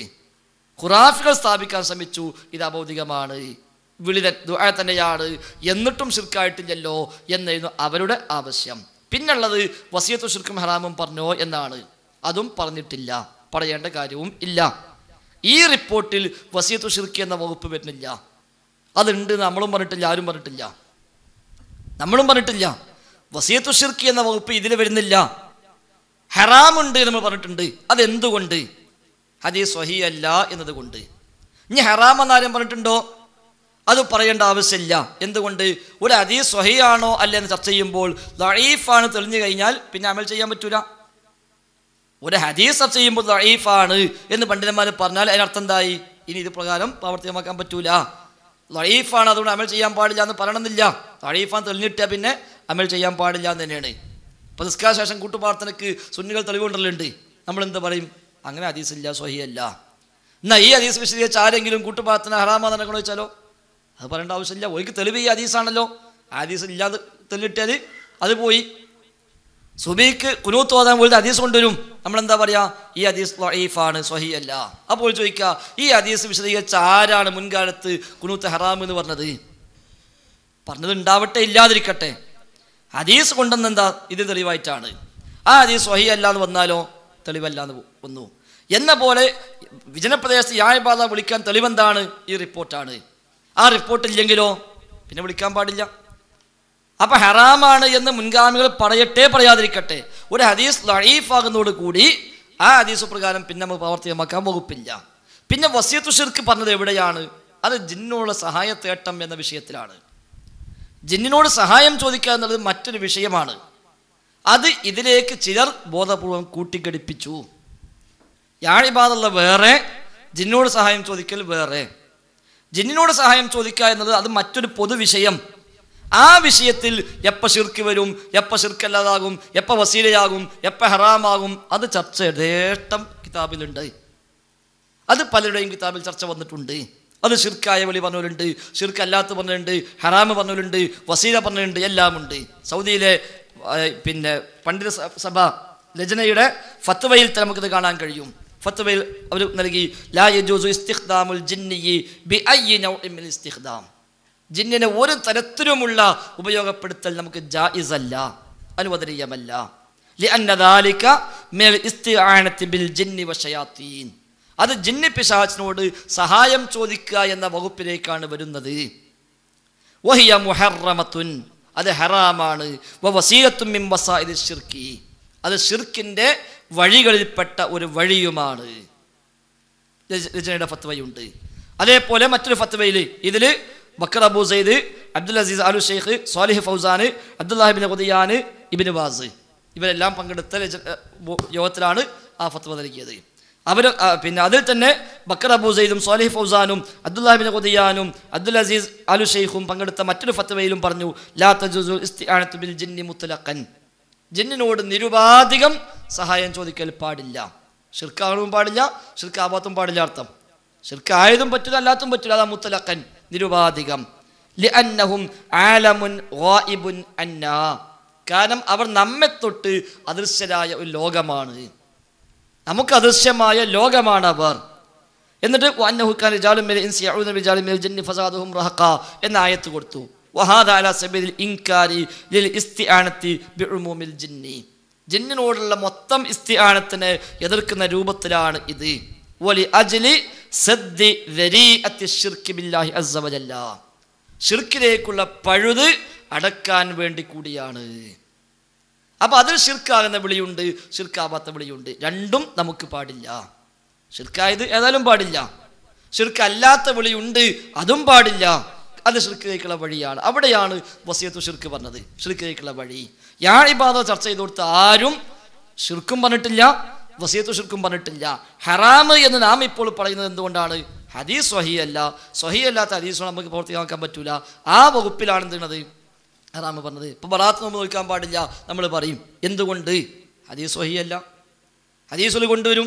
നമ്മളെന്ത് പറയും? സ്വഹീഹല്ല, നമ്മൾ നോക്കൂല. മിറാജ് നോമ്പ് ഒരു ഹദീസ് കൊണ്ടുവരും, നമ്മൾ പറയും സ്വഹീഹല്ല. എന്ന പോലെ ഇത് സ്വഹീഹല്ല, സ്വഹീഹല്ല വന്നതോടുകൂടി അത് പ്രകാരം പ്രാവർത്തികമാക്കുക എന്നുള്ളത് ദഈഫ് ഹദീസ് കൊണ്ട് അമൽ ചെയ്യുക എന്ന വകുപ്പിലേക്കാണ് മാറുക. അവിടെ ഹറാമ് വരും. ഇബാദത്ത് എന്ന അർത്ഥത്തിലാണോ? ബിദ്അത്തായി മാറും. ഇപ്പോൾ ഷൈബാൻ പറയുന്ന നോമ്പ് ബിദ്അത്താണ്. എന്തുകൊണ്ട്? ഹദീസ് സ്വഹീഹല്ലാത്തതുകൊണ്ട്. ഹദീസ് സ്വഹീഹാണെങ്കിലോ ബിദ്അത്തല്ലാതായി മാറി. അപ്പോൾ ഹദീസ് സ്വഹീഹല്ലാത്ത ഹദീസിൽ നിന്ന് കിട്ടുന്ന ഹദീസ് എന്ന അടിസ്ഥാനത്തിൽ ഇബാദത്ത് എന്ന അടിസ്ഥാനത്തിൽ ചെയ്യുമ്പോൾ എന്തായി മാറും? അത് ബിദ്അത്തായി മാറും. അല്ലെങ്കിൽ ദഈഫ് ഹദീസ് അമൽ ചെയ്യാവുന്ന വകുപ്പിലേക്കാണ് അത് വരിക. ഇതിൽ യാബാദിൽ ദുആ ഇല്ല എന്ന് പറഞ്ഞ ഇബ്നു ബാസ് പറഞ്ഞു. മറ്റ് ചില പണ്ഡിതന്മാരുടെ പേര് ആർക്കുണ്ട്? ഞാൻ പറഞ്ഞു നേരത്തെ, പിന്നെ സൈനി ദഹ്ലാനാണ് ആദ്യമായി ഇത് അത്തരം വിളിക്ക് തെളിവായിട്ട് കൊണ്ടുവന്നത്. അന്ന് അതിന് മറുപടി കൊടുത്താലാണ് സിയാത്തുൽ ഇൻസാനിൽ ബഷീർ സഹ്സുവാനി എന്ന് പറയുന്ന സലഫി പണ്ഡിതൻ. അദ്ദേഹമാണ് ആ സൈനി ദഹ്ലാന് മറുപടി നൽകിയത്. സൈനി ദഹ്ലാൻ തെളിവാക്കിയപ്പോൾ അദ്ദേഹത്തിനെ ഗണ്ണിച്ചുകൊണ്ട് മറുപടി കൊടുത്തു. ഒന്ന് അബ്ദുറഹ്മാൻ നജ്ദി, അദ്ദേഹം ഖുറാഫികൾക്ക് സൂഫികൾക്ക് മറുപടി നൽകിക്കൊണ്ട് അദ്ദേഹം ഈ വിഷയം ചർച്ച ചെയ്തു. അവിടെ അദ്ദേഹം പറഞ്ഞു, ഇൻ സ്വഹൽ ഹദീസു, ഈ ഹദീസ് സ്വഹീഹാണെങ്കിൽ ഫലാ ദലീല ഫീഹി, ഇതിൽ തെളിവില്ല അലാ ദുആഇൽ മയ്യിത്തി വൽ ഗായിബി, മയ്യിത്തിനോടും ഗായിബിനോടും ദുആ ചെയ്യുക എന്നതിന് ഇതിൽ തെളിവില്ല. കാരണം ഫൈനൽ ഹദീസ വറദ ഫി അദ്കാരി സഫരി, ഒന്ന് ഇത് യാത്രയുടെ ദിക്റിന്റെ കൂട്ടത്തിലാണ് ഈ ഹദീസ് വന്നിട്ടുള്ളത്. അതിനർത്ഥം മഅനാഹു അന്നൽ ഇൻസാന ഇദം ഫലതത് ദാബത്തുഹു വഅജസ അൻഹാ, ഒരു യാത്രക്കാരന് അയാളുടെ വാഹനം നഷ്ടപ്പെട്ടു പോവുകയും പിടിച്ചു വെക്കാൻ അയാൾക്ക് കഴിയാതിരിക്കുകയും ചെയ്താൽ ഫഖദ് ജഅലല്ലാഹു ഇബാദൻ മിൻ ഇബാദിഹി സ്വാലിഹീൻ, അള്ളാഹു ചില സ്വാലിഹീങ്ങളായ അടിമകളെ അവിടെ സംവിധാനിച്ചിട്ടുണ്ട്. ഐ സ്വാലിഹി അൽ ജിന്നി അവിൽ മലായിക, ഒന്നുകിൽ സ്വാലിഹീങ്ങളായ ജിന്നുകൾ അല്ലെങ്കിൽ മലക്കുകൾ, ഔ മിമ്മൻ ലാ യഅലമുഹു മിൻ ജുന്ദിഹി സിവാഹു, അല്ലെങ്കിൽ പടച്ചറബിന് മാത്രം അറിയാവുന്ന അള്ളാഹുവിൻ്റെ മറ്റു വല്ല സൈന്യങ്ങളും. വമാ യഅലമു ജുനൂദ റബ്ബിക ഇല്ലാഹു എന്ന ആയത്തും കൊടുത്തു. അതുകൊണ്ട് ഇതൊക്കെ ആയിരിക്കാം ഇതിലുള്ളത്. അല്ലാതെ ഇതെന്തല്ല, ഒരു ഗായിബിനെ വിളിക്കുക എന്ന വകുപ്പ് ഇതിൽ വരുന്നില്ല എന്ന് അദ്ദേഹം വിശദീകരിച്ചു. അതേപോലെ തൈസീറുൽ അസീസുൽ ഹമീദ് അതിലൂടെയും പറഞ്ഞു രണ്ട് നിലക്ക് മറുപടി. ഒന്ന്, ഇത് ലഈഫാണ്, ദുഅഫെല്ലാം വിശദീകരിച്ചു എന്തുകൊണ്ട് ലഈഫ്. ഇന്ന് അവസാനം പറഞ്ഞു ഇനി വഹുവ അലാ തഖ്ദീർ സുബൂതിഹി, ഇത് സാബിത്താണ്, സ്ഥിരപ്പെട്ടതാണ് എന്ന് സങ്കല്പിക്കുകയാണെങ്കിൽ ഫഫീഹി നിദാഉൻ ലിൽ അഹ്യാഇ, ഇത് ജീവിച്ചിരിക്കുന്നവരെ വിളിക്കലാണ് വരുന്നത്. വതലബും മിൻഹും, അവരോടുള്ള ആവശ്യപ്പെടലാണ്. മാ യഖ്ദിറൂന അലൈഹി, അവർക്ക് സാധിക്കുന്നൊരു കാര്യം ജീവിച്ചിരിക്കുന്ന ഒരാളോട് ചോദിക്കുക എന്ന വകുപ്പ് മാത്രമേ ഇതിൽ വരുന്നുള്ളൂ. അല്ലാതെ എന്തല്ല മരിച്ചവരോടോ ഗോയബിനോടോ ചോദിക്കുക എന്ന വകുപ്പ് ഇതിൽ വരുന്നില്ല എന്ന് അദ്ദേഹം പറഞ്ഞു. അപ്പോൾ ഇങ്ങനെ ചർച്ച ചെയ്ത ആളുകൾ, അതേപോലെ ആഫ്രിക്കക്കാരനായ ഏറ്റവും വലിയ ഖുറാഫിയാണ് പിന്നെ ദിമഷ്ക് ഹബഷി, അബ്ദുല്ലാഹിൽ ഹബഷി, ആഫ്രിക്കയിലെ കാന്തപുരാണ് അയാൾ. അയാൾക്ക് മറുപടി എഴുതി അബ്ദുറഹ്മാൻ ദിമഷ്കി മൗസൂഅത്ത് അഹ്ലി സുന്ന. അതിലും അദ്ദേഹം ഇതേ മറുപടി പറഞ്ഞു. അതേപോലെ ഷെയ്ഖ് അബ്ദുൽ വഹാബിൻ്റെ പേരക്കുട്ടി അദ്ദേഹത്തിൻ്റെ കിതാബിൽ ഇവർക്ക് മറുപടി പറഞ്ഞപ്പോൾ ഇത് തന്നെ പറഞ്ഞിട്ടുണ്ട്. അതേപോലെ ഷിയാക്കൾ തെളിവാക്കിയിട്ടുണ്ട്. ഇത് അലി ഇവരൊക്കെ വിളിക്കാൻ വേണ്ടി ഷിയാക്കൾ തെളിവാക്കിയിട്ടുണ്ട്. അവർക്ക് മറുപടി പറഞ്ഞുകൊണ്ട് ഇതേ അബ്ദുറഹ്മാൻ ദിമഷ്കി അവിടെ പിന്നെ ഷിയാക്കളുടെ അൽ-ഇസ്തിദ്ലാൽ ബിസുന്ന ഇൻദ ഷിഇയ്യ എന്ന ഗ്രന്ഥത്തിൽ എന്ത് ചെയ്തു അവർ തെളിവാക്കിയപ്പോൾ അവിടെയും അദ്ദേഹം ഇതേ മറുപടി പറഞ്ഞിട്ടുണ്ട്. നേരത്തെ പറഞ്ഞ സിയാത്തുൽ ഇൻസാനിൽ ബഷീർ സഹ്സുവാനി ഇതേ മറുപടി പറഞ്ഞിട്ടുണ്ട്. അതേപോലെ റൂഹുൽ ബയാൻ എഴുതിയ ഇമാം ആലൂസി, അല്ലാമ ആലൂസി, അദ്ദേഹത്തിൻ്റെ കാലത്ത് ജീവിച്ചൊരു ഖുറാഫി പണ്ഡിതനാണ് ഇബ്നുൽ ജർജീസ്. ഈ ഇബ്നുൽ ജർജീസിന് മറുപടി പറഞ്ഞുകൊണ്ട് ആലൂസി ഇതേ വിശദീകരണം കൊടുത്തിട്ടുണ്ട്. ഫതുഹുൽ മന്നാൻ ഫി ശുബഹി ളാലി ദഹ്ലാൻ എന്ന പേരിൽ ഈ ദഹ്ലാന് മറുപടി എഴുതിയ മറ്റൊരു പണ്ഡിത പേര് ഞാൻ ഓർക്കുന്നില്ല, അദ്ദേഹവും ഇതേ മറുപടി കൊടുത്തിട്ടുണ്ട്. അപ്പോൾ ഖുറാഫികൾ തെളിവായി കൊണ്ടുവന്നപ്പോൾ അവർക്ക് ഖണ്ഡനം എഴുതിയവരൊക്കെ ഈ മറുപടിയാണ് കൊടുത്തിട്ടുള്ളത്. ശേഷം സൽസബിയിലും അതും കൂടി കൂട്ടി പറയാം നമുക്ക്. 971 പയ്യോളിക്കാരൻ മുസ്യാർ തെളിവാക്കി. 971 പയ്യോളിയിൽ ഒരു മുസ്യാർ പ്രസംഗത്തിൽ പറഞ്ഞു, ഞങ്ങൾക്ക് ഔലിയാക്കന്മാരെ വിളിക്കാൻ തെളിവ് ഈ ഹദീസാണ്. അപ്പോൾ പിന്നെ മുസ്യാരുടെ ഒരു പരാമർശം 971 സൽസബിയിലേക്ക് ചോദ്യമായി വന്നു. 71 സൽസബിയിൽ തുടങ്ങിയത്. അന്നാണ് ഈ ചോദ്യം വന്നത്. അന്ന് ഉമർ മൗലവിയുടെ അംഗീകാരത്തോടു കൂടി അതെന്തൊരു മറുപടി കൊടുത്തു. എന്താ മറുപടി? ചോദ്യത്തിലെ വിഷയവും മുസ്യാർ അവതരിപ്പിക്കുന്ന രേഖയും തമ്മിൽ യാതൊരു ബന്ധവുമില്ല. തൊട്ടുമുമ്പ് സുന്നി മുസ്യാർ പറയുന്നു, ഇബ്നു സുന്നയും തൊബറാനിയും നിവേദനം ചെയ്ത ഒരു ഹദീസിൽ ഇപ്രകാരം പറഞ്ഞിരിക്കുന്നു: ആളില്ലാത്ത വല്ല സ്ഥലത്തും പെട്ട് വല്ല സാധനവും നഷ്ടപ്പെട്ടു പോവുകയും സഹായം ആവശ്യമായി വരികയും ചെയ്താൽ, ഓ അള്ളാഹുവിൻ്റെ അടിമകളെ സഹായിക്കണേ എന്ന് പറയണം. നിങ്ങൾ കാണാത്ത ചില അടിമകൾ അള്ളാഹുവിനുണ്ട്. ഖണ്ഡനം: ഈ ഹദീസ് ബലഹീനമാണെന്നതിൽ തർക്കമില്ല. ആ ബലഹീനത വിശദീകരിച്ചു ദഈഫ് എന്ന് പറഞ്ഞു. എന്നിട്ട് ശേഷം ഇനി ഹദീസ് സ്വഹീഹാണെന്ന് വെറുതെ സങ്കല്പിച്ചാൽ തന്നെയും വാദവിഷയവും ഇതും തമ്മിൽ യാതൊരു ബന്ധവുമില്ല. വാദം മൊഹീദ്ദീൻ ഷെയ്ഖെ രക്ഷിക്കണേ എന്ന് വിളിച്ച് തേടുന്നത് അനുവദനീയമാണെന്നാണല്ലോ. അള്ളാഹുവിൻ്റെ അടിമകളെ സഹായിക്കണേ എന്നാണല്ലോ ഹദീസിലുള്ളത്. ഒരു വിജനപ്രദേശത്ത് ഒറ്റക്കകപ്പെട്ട് വിഷമം കൊടുമ്പിരി കൊള്ളുമ്പോൾ എന്നിങ്ങനെ സന്ദർഭം വ്യക്തമായി നിർണയപ്പെടുത്തുകയും ചെയ്തു. അപ്പോൾ ജനനിബിഡമായ ഒരു പ്രദേശത്ത് വെച്ച് മൊഹീദ്ദീൻ ഷെയ്ഖിനെ വിളിച്ചു തേടാൻ എന്തൊരു വെളിച്ചമാണ് ഈ ഹദീസ് ലഭിക്കുന്നത്. സഹായിക്കാൻ ആരെയും കാണാതെ അത്യധികം വിഷമത്തിൽ അകപ്പെടുന്ന സമയത്ത് യാ ഇബാദല്ലാ എന്ന് വിളിച്ചാൽ അള്ളാഹുവിൻ്റെ മലക്കുകളും ജിന്നുകളും ആ ഗതിമുട്ടിയ മുഅ്മിനെ സഹായിക്കാൻ വന്നെത്തുമെന്ന് പ്രതീക്ഷിക്കാം. ഇതാണ് ഹദീസിലെ ഉപദേശം. ഈ ഹദീസിനെ അടിസ്ഥാനമാക്കി ആരെങ്കിലും മൊഹീദ്ദീൻ ഷെയ്ഖെ എന്നെ രക്ഷിക്കണം എന്ന് വിളിച്ചു തേടിയാൽ അവരെ സഹായിക്കാൻ ആരും എത്തുകയില്ലെന്ന് മാത്രമല്ല, അവൻ അതുമൂലം കാഫിറായി പോകും. ഒരു സൃഷ്ടിയോടും പേരെടുത്തു പറഞ്ഞ് തേടുവാൻ ഇവിടെ ഉപദേശിച്ചിട്ടുമില്ല. അവൻ മൊഹീദ്ദീൻ ഷെയ്ഖെ വിളിച്ച ഷെയ്ഖ് വരൂല, എന്നാൽ ഇവിടെ പ്രത്യേകം ഏൽപ്പിച്ചവരുണ്ടെങ്കിൽ ഓല് വരും എന്നേ സ്വഹീ ആണെങ്കിൽ ഇതിൽ വരുന്നുള്ളൂ, പക്ഷെ സ്വഹീ അല്ലതാനും എന്നാണ് സൽസബിയിലും കൊടുത്തത്. 1980കളിൽ ഒരു മുസ്ലിയാർ പ്രസംഗിച്ചപ്പോൾ ആ പ്രസംഗം ഷബാബിലേക്ക് ചോദ്യമായി വന്നു. അത് ചെറിയ മുണ്ടം ഇതേ മറുപടി ഷബാബിൽ എഴുതി. അത് പിന്നീട് പ്രാർത്ഥന തൗഹീദ് എന്ന പേരിൽ പിന്നീട് പുസ്തകമായി അത് പുറത്തിറങ്ങുകയും ചെയ്തു. പിന്നീട് കഴിഞ്ഞ കാലഘട്ടങ്ങളിൽ ചർച്ച വന്നപ്പോഴെല്ലാം നമ്മളത് പറഞ്ഞു. 2004 മണ്ണാർക്കാട് സംവാദം. അന്ന് ഒരു കൊണ്ടുവന്നു മൊഹീദ്ദീൻ ഷെയ്ഖിനെ വിളിക്കാൻ തെളിവായിട്ട്. അപ്പം നമ്മൾ പറഞ്ഞു സ്വഹീ അല്ല, സ്വഹീ ആണെങ്കിലും നിങ്ങൾക്ക് തെളിവില്ല. 2001 ഷാർജ മുഖാമുഖം. അവിടെ ചോദിച്ചു, ഹുസൈൻ സലഫി ഇതേ മറുപടി കൊടുത്തു, സ്വഹീ അല്ല, സ്വഹീ ആണെങ്കിലും തെളിവല്ല. 2007 അത് തന്നെ ജബ്ബാർ മൗലവി ആ ആശയം അദ്ദേഹം എഴുതി. അതേപോലെ 2009 ജിദ്ദ മുഖാമുഖത്തിൽ നേരത്തെ പറഞ്ഞ ആ പരിപാടി അബ്ദുറഹ്മാൻ സലഫി വിശദീകരിച്ചു.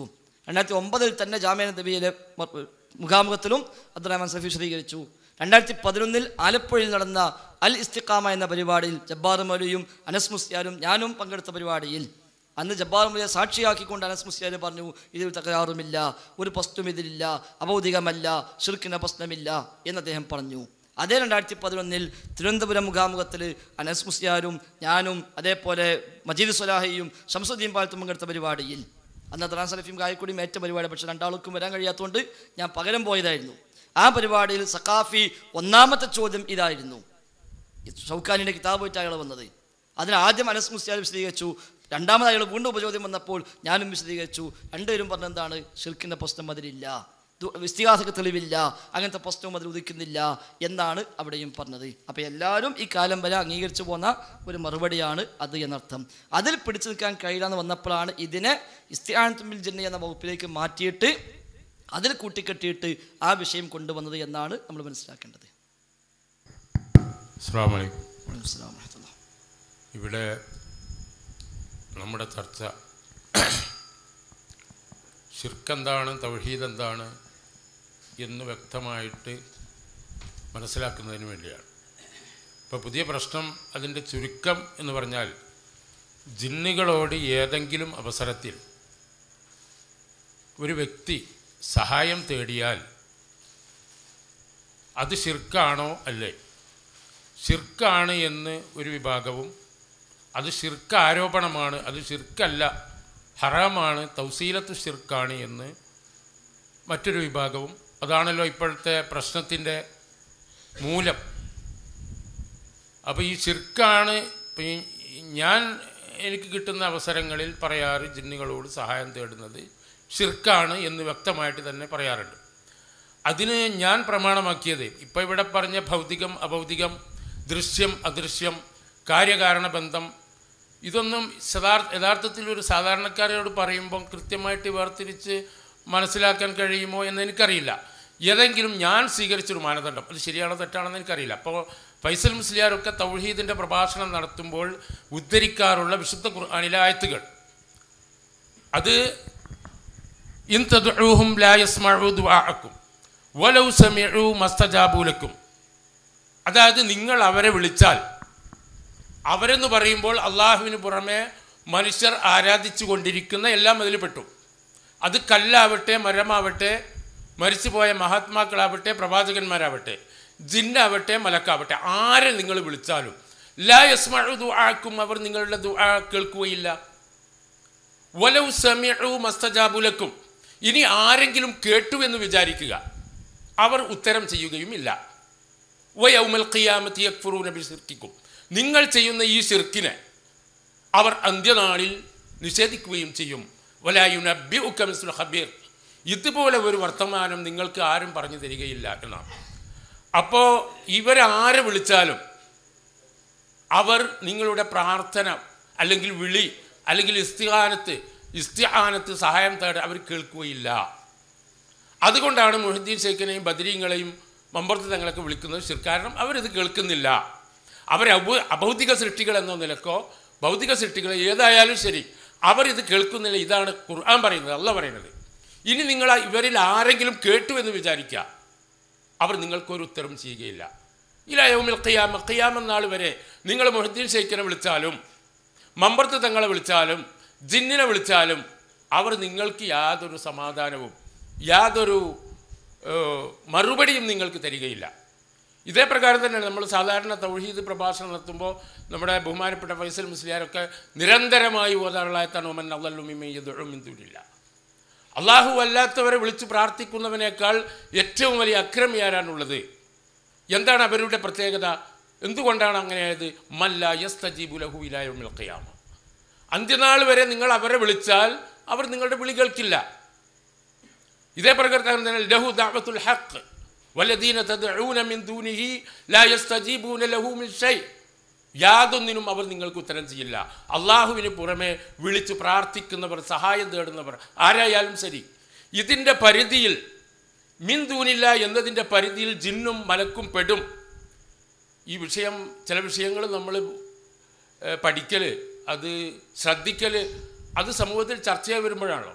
യാദൃശ്ചികമായി നമ്മുടെ സക്കരിയ സലാഹയുടെ പ്രസംഗത്തിൽ ഈ ആയത്തിന് വിശദീകരിച്ചപ്പോൾ അദ്ദേഹം ഇത് ഇങ്ങനെ തന്നെയാണ് പറഞ്ഞത്. മൂസാ നബി അലൈഹി സ്വലാം, എഴുസാ നബി അലൈഹി സ്വലാം, അതായത് ജൂതന്മാരും ക്രിസ്ത്യാനികളും ആരാധിക്കുന്ന മൂസ, എഴുസ, മുശ്രിക്കുകൾ ആരാധിക്കുന്ന ഇബ്രാഹിം, ലാത്ത, ഉസ്സ ഇങ്ങനെ തുടങ്ങി ജിന്നുകൾ, മലക്കുകൾ, ഇവരോട് ആരോട് പ്രാർത്ഥിച്ചാലും സഹായം തേടിയാലും അത് അവർ കേൾക്കുകയില്ല, ഉത്തരവും ചെയ്യുകയില്ല. ഇത് തന്നെയാണ് ചില തഫ്സീറുകളിലും കാണാം. ജിന്നുകളെയും മലക്കുകളെയും ആ പരിധിയിൽ ഉൾപ്പെടുത്തിയിട്ടുണ്ട്. തഫ്സീർ ഉദ്ധരിക്കേണ്ട ആവശ്യമില്ല ഫൈസൽ മുസ്ലിയാർ. ഇതിൻ്റെയൊക്കെ അടിസ്ഥാനത്തിൽ അതേപ്രകാരം തന്നെ കസ്ബടെ സാലിഹ ജിന്നിനോട് സഹായം തേടുന്നതിനെ പറ്റിയൊക്കെ പറഞ്ഞു.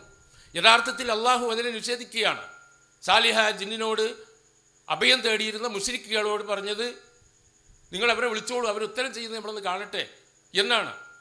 അതേപ്രകാരം തന്നെ അന്നഹു കാന റിജാലു മിനൽ ഇൻസി യഊദുന ബിറിജാലി മിനൽ ജിന്ന്, മനുഷ്യരിൽ ഒരു വിഭാഗം ജിന്നുകളിൽപ്പെട്ട ഒരു വിഭാഗത്തോട് സഹായം തേടിയിരുന്നു. അത് ജിന്നുകളിൽ അഹങ്കാരം വർദ്ധിപ്പിച്ചു എന്നാണ്.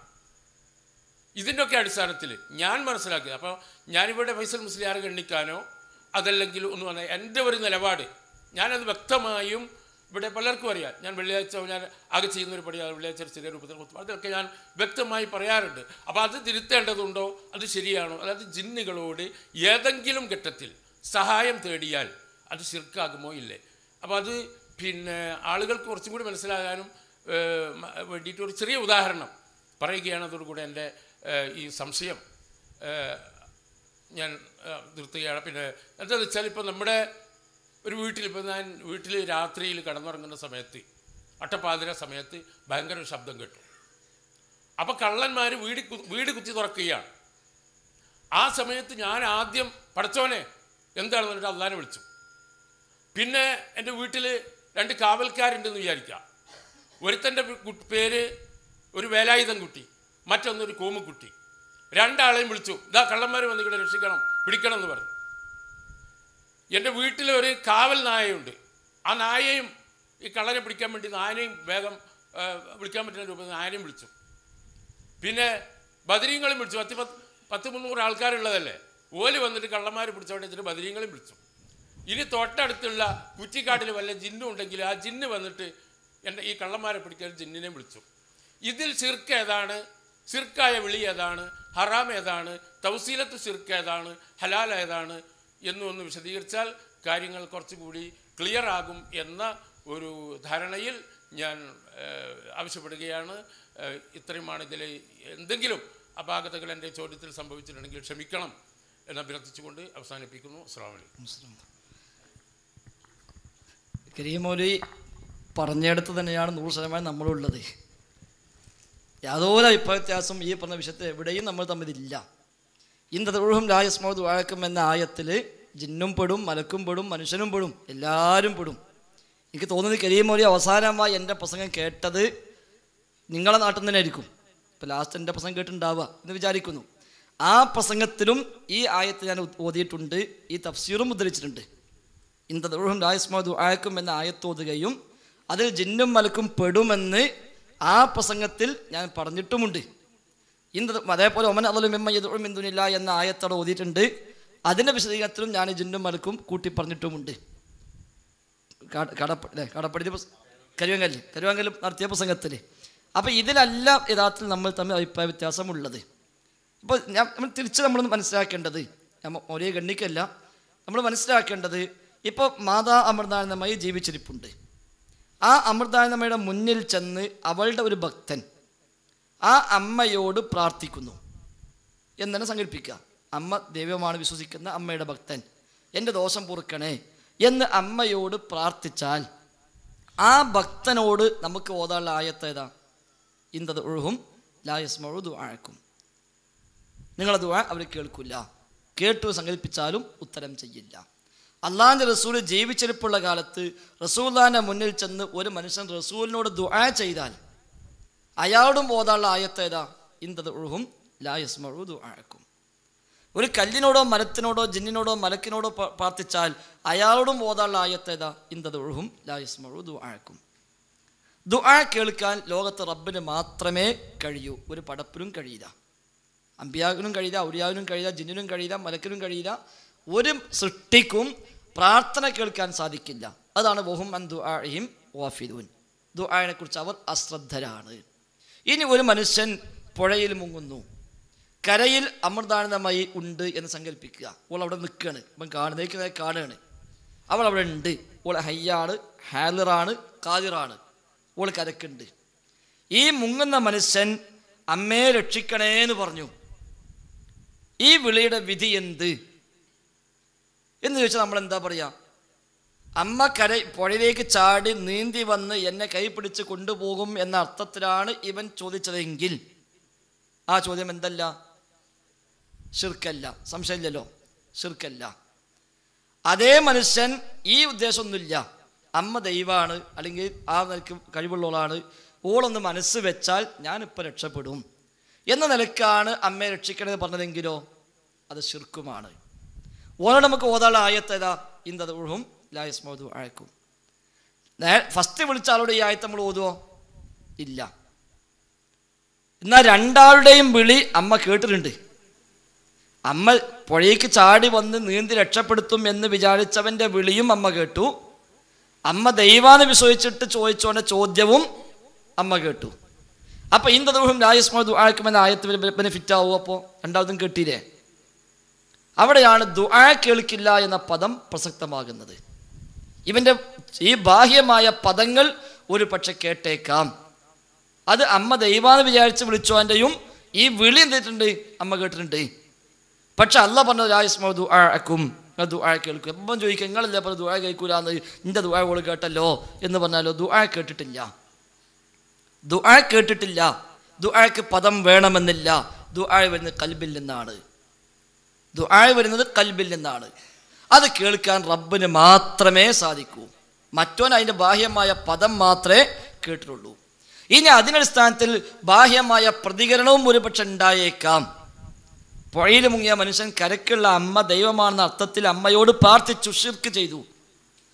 ഈ വിളി കേട്ടപാട് അമ്മ നേരെ പുഴയ്ക്കിട്ട് ചാടി വന്ന് നീന്തി വന്ന് രക്ഷപ്പെടുത്തി കരക്ക് കൊണ്ടുപോയി. ഓൻ രക്ഷപ്പെട്ടു.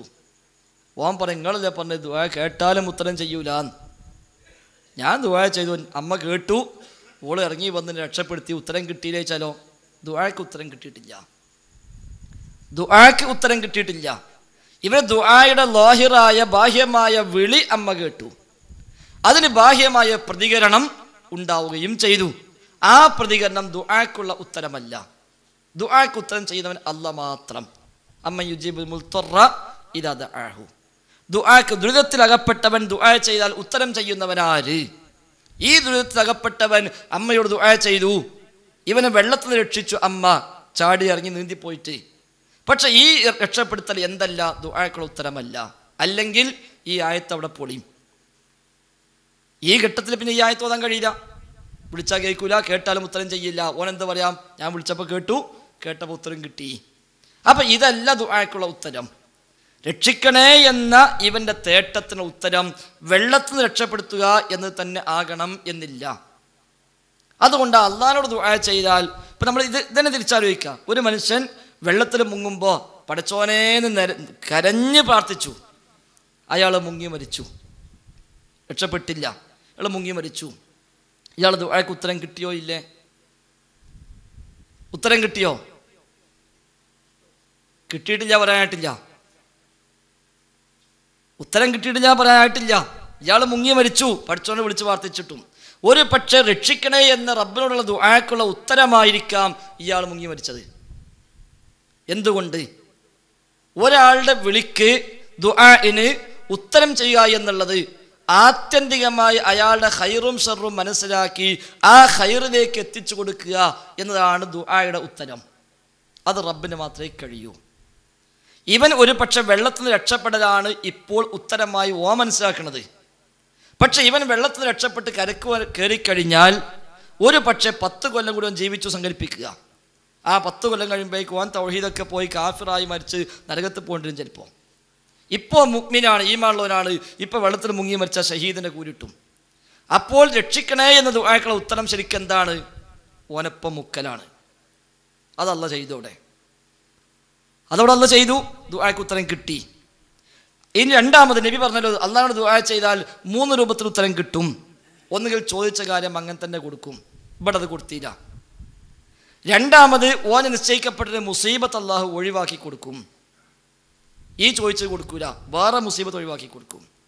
ചിലപ്പോൾ ഓന് കണക്കാക്കിയ മുസീബത്ത് ഇല്ല, അല്ലെങ്കിൽ ഉള്ള മുസീബത്ത് മാറ്റാൻ ഇപ്പോൾ പറ്റൂല എങ്കിൽ മൂന്നാമത് പരലോകത്ത് ഈ ദുആക്ക് അല്ലാഹ് കൂലി കൊടുക്കും. ഈ മൂന്നാൽ ഒരു നിലയ്ക്ക് കൊടുക്കലാണ് ദുആക്കുള്ള ഉത്തരം. അത് റബ്ബിൽ നിന്നേ കിട്ടൂ. സായിബാബയോട് പോയിട്ട് കണ്ണ് കാണാത്ത മനുഷ്യൻ എൻ്റെ കാഴ്ച എനിക്ക് തരണേ എന്ന് പ്രാർത്ഥിച്ചാൽ ഈ വിളി സായിബാബ കേട്ടേക്കാം, പ്രാർത്ഥന കേൾക്കുന്നില്ല. ഈ വിളി കേട്ടു സായിബാബ എന്ത് ചെയ്തു? അയാളെ ഹോസ്പിറ്റലിലേക്ക് ഫ്രീ ആയിട്ട് ട്രീറ്റ്മെൻറ്റിന് ഒരു എഴുത്ത് കൊടുത്തു. അവിടെ നിന്ന് ഓപ്പറേഷൻ നടത്തി 2 കണ്ണിന് പകരം പുതിയ 2 കണ്ണ് വെച്ചു കൊടുത്തു. കാഴ്ച തിരിച്ചു കിട്ടി. ഇയാൾ എന്ത് പറയാ? ഞാൻ സായിബാബയോട് പ്രാർത്ഥിച്ചു, എനിക്ക് ഉത്തരം കിട്ടി. ഉത്തരം കിട്ടിയിട്ടുണ്ടോ? ഇല്ല. അപ്പം ദുആ കേൾക്കുന്നവൻ അല്ലാഹ് മാത്രം, ഉത്തരം ചെയ്യുന്നവൻ അല്ലാഹ് മാത്രം. ജിന്നിനും കേൾക്കാൻ കഴിയില്ല, മലക്കിനും കേൾക്കാൻ കഴിയില്ല, ഒരു പടപ്പിനും കേൾക്കാൻ കഴിയില്ല. അതുകൊണ്ട് അതിൽ അഭിപ്രായ വ്യത്യാസമില്ല. അതേസമയം ഏതാണ് ദുആ, ഏത് വിളിയാണ് പ്രാർത്ഥന, അവിടെയാണ് അഭിപ്രായ വ്യത്യാസം ഉള്ളത്. ഏത് വിളിക്കാണ് ദുആ എന്ന് പറയും? ഇവൻ ഈ കേട്ട ഈ ബാഹ്യമായ പദമാണോ ദുആ? ഇനി അവിടെ തന്നെ നമ്മൾ നേരത്തെ പറഞ്ഞ കാര്യകാരണ ബന്ധം അവിടെയാണ് ചർച്ച ചെയ്യേണ്ടി വരുന്നത്. ഇപ്പോൾ ഇന്തദൂഹും ലായസ്മാഉ ദുആക്കും എന്ന ആയത്തിൽ മനുഷ്യൻ പെടും, ഉറപ്പാണല്ലോ. ജീവിച്ചിരിപ്പുള്ള മനുഷ്യൻ പെടും, അയാൾ ദുആ കേൾക്കൂല, ഉത്തരം കിട്ടൂല. എന്നാൽ ജീവിച്ചിരിക്കുന്ന മനുഷ്യനോട് 10 രൂപ വായ്പ ചോദിച്ചാൽ നമ്മൾ ഈ ആയത്ത് ഓതലില്ല അയാളോട്. ജീവിച്ചിരിക്കുന്ന മനുഷ്യനോട്, ഒരു ഡോക്ടറോട് രോഗം സുഖാക്കണമെന്ന് പറഞ്ഞാൽ അയാളുടെ ഈ ആയത്ത് ഓതലില്ല. കാരണം ഈ ആയത്തിൽ വരുന്ന വിളി അല്ല ഇയാൾ ഇപ്പം വിളിച്ചത്. അതിനാണ് നമ്മൾ കാര്യകാരണ ബന്ധത്തിന് അപ്പുറപ്പുറം പറഞ്ഞത്. അപ്പോൾ ഏത് സൃഷ്ടിയും പ്രവർത്തിക്കുന്നത് കാര്യകാരണ ബന്ധത്തിന് ഉള്ളിലാണ്, സബബ് മുസബ്ബബാത്തിനുള്ളിലാണ്. അതിനുള്ളിൽ നിന്നുകൊണ്ട് ഏത് സൃഷ്ടിയും ചെയ്യുകയുള്ളൂ. അതുകൊണ്ട് ഒരു സാഹിർ വിളിക്കുമ്പോൾ ശൈത്വാൻ ഒരു പക്ഷെ അയാൾക്ക് സഹായമായി വരുന്നു എന്ന് വിശ്വസിച്ചാൽ സാഹിറിന്റെ ദുആക്ക് ഉത്തരം കിട്ടിയെന്നതിനർത്ഥമില്ല. ഈ വിളി ദുആ അല്ല, ദുആക്കുള്ള ഉത്തരമല്ല, അഭൗതികമായ നിലക്കുള്ള സഹായവും അല്ല. എങ്കിൽ ജിന്നോടുള്ള ഇവിടെ ജിന്നിനോടുള്ള എന്ത് ചോദ്യവും ശിർക്കാണ് എന്നാണെങ്കിൽ അതാണപ്പോഴുള്ള തർക്കം. ഒരു വിഭാഗം പറഞ്ഞ് ജിന്നോട് എന്ത് ചോദിച്ചാലും പ്രാർത്ഥന തന്നെ, പ്രാർത്ഥന അല്ലാത്തൊരു പ്രശ്നമില്ല. ഇപ്പം മൗലവി പറഞ്ഞ ഉദാഹരണം എടുക്കാം. രാത്രി കള്ളം പറയുന്നപ്പോൾ ജിന്നേന്ന് വിളിച്ചു, ഞാൻ അല്ലാത്തപ്പോൾ വിളിച്ചു സങ്കല്പിക്കുക, അപ്പം തന്നെ ആവണമെന്നില്ല, അപ്പം തന്നെ വേണമെന്നില്ല. ഇനിയിപ്പോൾ കള്ളന്മാർ വരണമെന്നില്ല. എപ്പോൾ വിളിച്ചാലും ജിന്നേന്നൊരുത്തൻ വിളിച്ചു, വേറൊരുത്തൻ മലക്കേന്ന് വിളിച്ചു, വേറൊരാൾ ഒരു മനുഷ്യനെ വിളിച്ചു, 4-മത്തെ ബദരീങ്ങളെ വിളിച്ചു. ബദരീങ്ങളെ വിളിക്കുന്ന വിളി 24 മണിക്കൂറും ശിർക്കായിട്ട് മാത്രമേ വരുള്ളൂ. എന്തുകൊണ്ട്? ബദരീങ്ങൾ നമ്മെ കാണുന്നില്ല, ശബ്ദം കേൾക്കുന്നില്ല, ഈ ലോകത്ത് ഇടപെടാൻ അവർക്ക് കഴിയുകയുമില്ല. നമ്മുടെ ഈ സംസാരം ബദരീങ്ങൾ ഇപ്പോൾ കേട്ടുകൊണ്ടിരിക്കുന്നു എന്നൊരാൾ വിശ്വസിച്ചാൽ ആ വിശ്വാസം ശിർക്കാണ്. ഈ സദസ്സ് ബദരീങ്ങൾ കാണുന്നു എന്ന് വിശ്വസിച്ചാൽ ആ വിശ്വാസം ശിർക്കാണ്. എന്നാൽ ഈ സദസ്സൊരു മലക്ക് കാണുന്നു എന്ന് വിശ്വസിച്ചാലോ ആ വിശ്വാസം ശിർക്കല്ല. ഈ സംസാരം മലക്ക് കേൾക്കുന്നു എന്ന് വിശ്വസിച്ചാലോ ശിർക്കല്ല. ഈ സദസ്സിൽ ഒരു ജിന്നുണ്ടാകാം എന്നൊരാൾ വിശ്വസിച്ചാലോ അത് ശിർക്കല്ല. ഈ സദസ്സിൽ ബദരീങ്ങൾ ഉണ്ടാകാമെന്ന് വിശ്വസിച്ചാലോ ശിർക്കായി. അപ്പം ഇത് രണ്ടും ഒരുപോലെയല്ല. ഒന്ന് ഉള്ളവരാണ്, കാണാവുന്നവരാണ്, കേൾക്കാവുന്നവരാണ്. അവർ കാണുകയോ കേൾക്കുകയോ ഇവിടെ പങ്കെടുക്കുകയോ ചെയ്യുക എന്നത് പ്രമാണ വിരുദ്ധമല്ല. എന്നാൽ മരിച്ചുപോയവർ ഇവിടെ വരികയും നമ്മെ കാണുകയും നമുക്കിടെ ഹാജരാകുകയും ചെയ്യുക എന്നുള്ളത് പ്രമാണ വിരുദ്ധമാണ്. അതുകൊണ്ട് മുഹീദ്ദീൻ ശൈഖ് എന്ന വിളി ശിർക്കാണ്, മുഹീദ്ദീൻ ശൈഖ് വരുമെന്ന വിശ്വാസവും ശിർക്കാണ്. എന്നാൽ ജിന്ന് ഇവിടെ വരുമെന്ന വിശ്വാസം ശിർക്കല്ല. എന്നാൽ ജിന്നെ സഹായിക്കണം എന്ന വിളിയോ സാധാരണഗതിയിൽ ആ വിളി വരിക ഇതിനപ്പുറമുള്ള വിശ്വാസ അടിസ്ഥാനത്തിലാണ്. ലോകത്ത് ജിന്നിനെ വിളിച്ച ഏതെല്ലാം കൗമെടുത്താലും ഇപ്പം മൗലവി പറഞ്ഞ ആ ആയത്തിന് പിന്നെ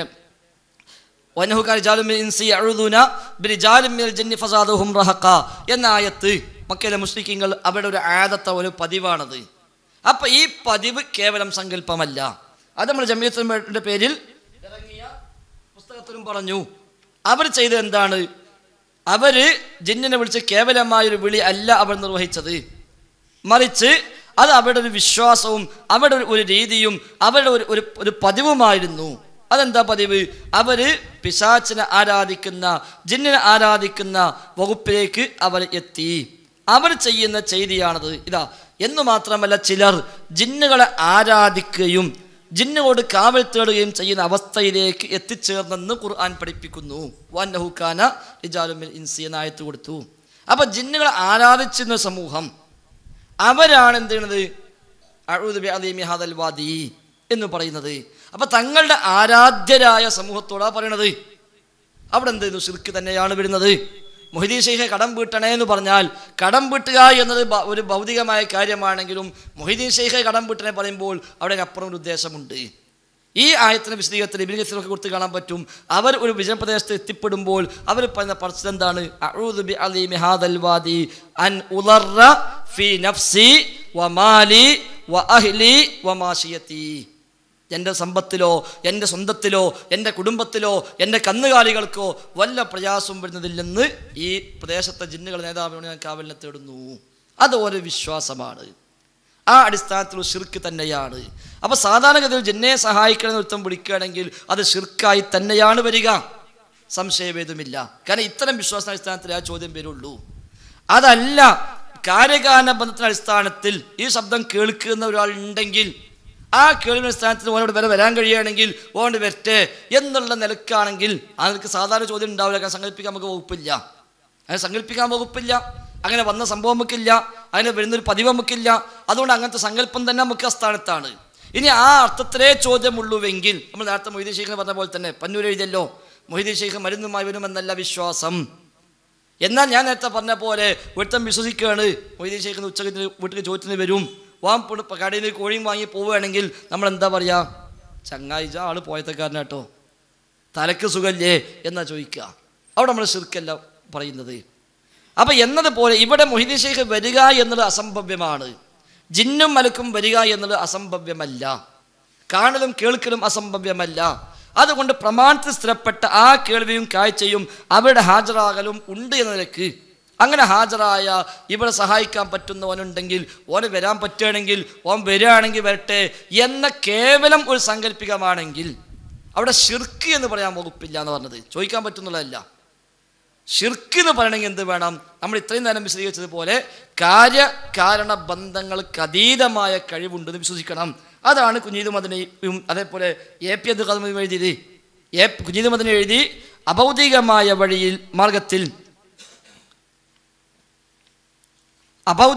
മാർഗത്തിൽ അഥവാ കാര്യകാരണ ബന്ധങ്ങൾക്ക് അതീതമായി ഗുണവും ദോഷവും വരുത്താൻ ഒരു വ്യക്തിക്ക് കഴിവുണ്ട് എന്ന വിശ്വാസമാണ് ഇബാദത്തിന്റെ ഉറവിടം. ആ വിശ്വാസത്തിനാണ് ഇബാദത്ത് വരിക, അല്ലാത്ത വിശ്വാസത്തിന് ഇബാദത്ത് വരുന്നില്ല എന്നർത്ഥം. ആ വിധത്തിലുള്ള കഴിവ് ഒരു വ്യക്തിക്കോ ശക്തിക്കോ, വ്യക്തിക്ക് മാത്രമല്ല ശക്തിക്കും പറഞ്ഞു, വ്യക്തിക്കോ ശക്തിക്കോ ഉണ്ടെന്ന് വിശ്വസിച്ചുകൊണ്ട് അവൻ്റെ അല്ലെങ്കിൽ അതിൻ്റെ മുമ്പിൽ അർപ്പിക്കപ്പെടുന്ന താഴ്മ, വിനയം, വിധേയത്വം, സ്നേഹം, ഭയം, ഭരമേൽപ്പനം, ധനവ്യയം, അന്നപാനാദികൾ ഉപേക്ഷിക്കൽ, അവയവങ്ങളുടെ ചലനം, നേർച്ച വഴിപാട് തുടങ്ങിയ സർവ്വകാര്യങ്ങളും ആരാധന വകുപ്പിൽ ഉൾപ്പെടുന്നു. ഇതെല്ലാം ഇബാദത്താണ്, ചോദിക്കൽ മാത്രമല്ല. ജിന്നിനോടുള്ള ഏത് ചോദ്യവും പ്രാർത്ഥനയാണെങ്കിൽ ജിന്നിനെ സംബന്ധിച്ചുള്ള പേടിയും ശിർക്കായി മാറും, ജിന്നിനോടുള്ള ഏത് താഴ്മയും ശിർക്കായി മാറും, ജിന്നുമായി ബന്ധപ്പെട്ട അത്തരം വികാര പ്രകടനങ്ങൾ മുഴുവനും ശിർക്കായി മാറും. എന്നിട്ട് മൗലവി പറയാ, അഭൗതികമായ മാർഗത്തിൽ ഒരു ഗുണലബ്ധിയോ ദുരിതമോചനമോ നേടാനുള്ള അർത്ഥന മാത്രമേ പ്രാർത്ഥനയാവുകയുള്ളൂ. കാര്യകാരണ ബന്ധങ്ങളുടെ അടിസ്ഥാനത്തിൽ സഹായിക്കാനുള്ള അർത്ഥന ഒന്നും പ്രാർത്ഥനയല്ല എന്ന് കുഞ്ഞീദ് മദനി. അത് തന്നെ എ.പി. അബ്ദുൽ ഖാദിർ മൗലവിയുടെ ദൈവവിശ്വാസം ഖുർആനിൽ എന്ന പുസ്തകത്തിൻ്റെ 30-ാമത്തെ പേജിൽ മൗലവി എഴുതി ഇതേ ആശയം തന്നെ. അഥവാ ദുആ എന്നാൽ എന്ന ഹെഡിങ് അഭൗതികമായ മാർഗത്തിൽ ഒരു നന്മ ലഭിക്കുന്നതിന് വേണ്ടിയോ ഒരു തിന്മ തടയുന്നതിന് വേണ്ടിയോ ഉള്ള മനസ്സിൻ്റെ തേട്ടമാണത്. മറ്റൊരു വാക്കിൽ പറഞ്ഞാൽ ഉപകാരലബ്ധിക്കോ ദുരിതമോചനത്തിനോ വേണ്ടി കാര്യകാരണ ബന്ധങ്ങൾക്ക് അതീതമായ നിലക്കുള്ള കഴിവുണ്ടെന്ന് താൻ വിശ്വസിക്കുന്നവരോട് തദടിസ്ഥാനത്തിൽ സഹായിക്കാനായി ഒരാൾ നടത്തുന്ന അപേക്ഷയാണത്. അപ്പോൾ ഒരു ജിന്നിന് കാര്യകാരണ ബന്ധമൊന്നും ബാധകമല്ല, ഞാൻ എപ്പോൾ വിളിച്ചാലും എവിടുന്ന് വിളിച്ചാലും അവിടെയൊക്കെ ഓടിയെത്താൻ സഹായിക്കാനും കഴിയും എന്ന അർത്ഥത്തിലാണോ വിളി എങ്കിൽ ആ വിശ്വാസം തന്നെ ശിർക്കാണ്, ആ വിളിയും ശിർക്കാണ്. അതൊന്നുമില്ല, ജിന്നിന് പല കഴിവുണ്ട്, അവൻ ഇവിടെയൊക്കെ വരും പോവും ചെയ്യും, ഇവിടെയൊക്കെ ഹാജരാകും എന്ന വിശ്വാസമാണ് ഉള്ളതെങ്കിലോ ആ വിശ്വാസം ശിർക്കല്ല, അപ്പോൾ ആ വിളിയും ശിർക്കല്ല. എന്നാൽ ആ വിളി പറ്റുമോ? പറ്റൂല. നമ്മൾ നേരത്തെ പറഞ്ഞ പോലെ അവരുമായുള്ള ഒരു ബന്ധവും നമുക്ക് അനുവദിക്കപ്പെട്ടിട്ടില്ല. അനുവദിക്കപ്പെട്ടവർ ചെയ്തിട്ടുണ്ട്, സുലൈമാൻ നബിക്ക് അനുവദിച്ചു കൊടുത്തു, സുലൈമാൻ നബി ഉപയോഗപ്പെടുത്തി. നമുക്ക് അനുഭവിച്ചിട്ടില്ല, നമുക്ക് ഉപയോഗപ്പെടുത്താൻ കഴിയില്ല. എന്നാൽ ആ സുലൈമാൻ നബിക്ക് ജിന്നോട് പ്രാർത്ഥിക്കാൻ പറ്റുമോ ചോദിച്ചാലോ? പറ്റൂല. സുലൈമാൻ നബിക്ക് ജിന്നിനോട് പ്രാർത്ഥിക്കാൻ പറ്റുമോ? പറ്റൂല. എന്നാൽ സുലൈമാൻ നബി ജിന്നിനെ ഉപയോഗപ്പെടുത്തിയോ? ഉപയോഗപ്പെടുത്തി. എന്തുകൊണ്ട്? അള്ളാഹ് അനുവദിച്ചു. പ്രാർത്ഥിച്ചില്ല, എന്തുകൊണ്ട്? ശിർക്കായതുകൊണ്ട്. അത് അനുവദിച്ചു കൊടുക്കുന്ന വസ്തുവില്ല. നമുക്ക് ഒന്നിനും അനുവാദം കിട്ടിയിട്ടില്ല, അതുകൊണ്ട് നമുക്ക് ഒരു നിലക്കും ഉപയോഗപ്പെടുത്താൻ വകുപ്പില്ല. പക്ഷെ ശിർക്ക് വന്നെങ്കിൽ എന്ത് വേണം? ഈ പറഞ്ഞ രൂപത്തിൽ അഭൗതികമായ വഴിയിൽ കാര്യകാരണ ബന്ധങ്ങൾക്ക് അതീതമായി ഇടപെടാൻ കഴിയും എന്ന് വിശ്വസിക്കുമ്പോഴാണ് ശിർക്ക് വരിക. ഇല്ലെങ്കിൽ ശിർക്ക് വരുന്നില്ല, ശിർക്കിലേക്കുള്ള വഴിയാകുന്നുണ്ട്. അതുകൊണ്ട് തന്നെ ഹറാമായി മാറും എന്ന് പണ്ഡിതന്മാർ വിശദീകരിച്ചിട്ടുമുണ്ട്. ജിന്നുകൾക്ക് സമതിയത്തുണ്ട് എന്ന് വിശ്വസിച്ചാലേ ശിർക്കാവുകയുള്ളൂ എന്നാണ് താങ്കൾ പറഞ്ഞ ഉദ്ദേശം? എന്താണ്? വിളി കേൾക്കാനും ഉത്തരം ചെയ്യാനും ജിന്നുകൾക്ക് കഴിയും. എപ്പോൾ വേണമെങ്കിലും വിളിച്ചാൽ ഇവിടെ വരും, എന്നിട്ട് നമ്മളെ ആവശ്യങ്ങൾ പൂർത്തീകരിക്കും എന്ന് വിശ്വസിച്ചുകൊണ്ട് ജിന്നിനെ വിളിച്ചാലേ ശിർക്കാവുകയുള്ളൂ. അല്ലാത്ത രൂപത്തിലാണെങ്കിൽ ശിർക്കല്ല എന്നാണോ താങ്കൾ? അതും സമതിയത്തും രണ്ടാണ്.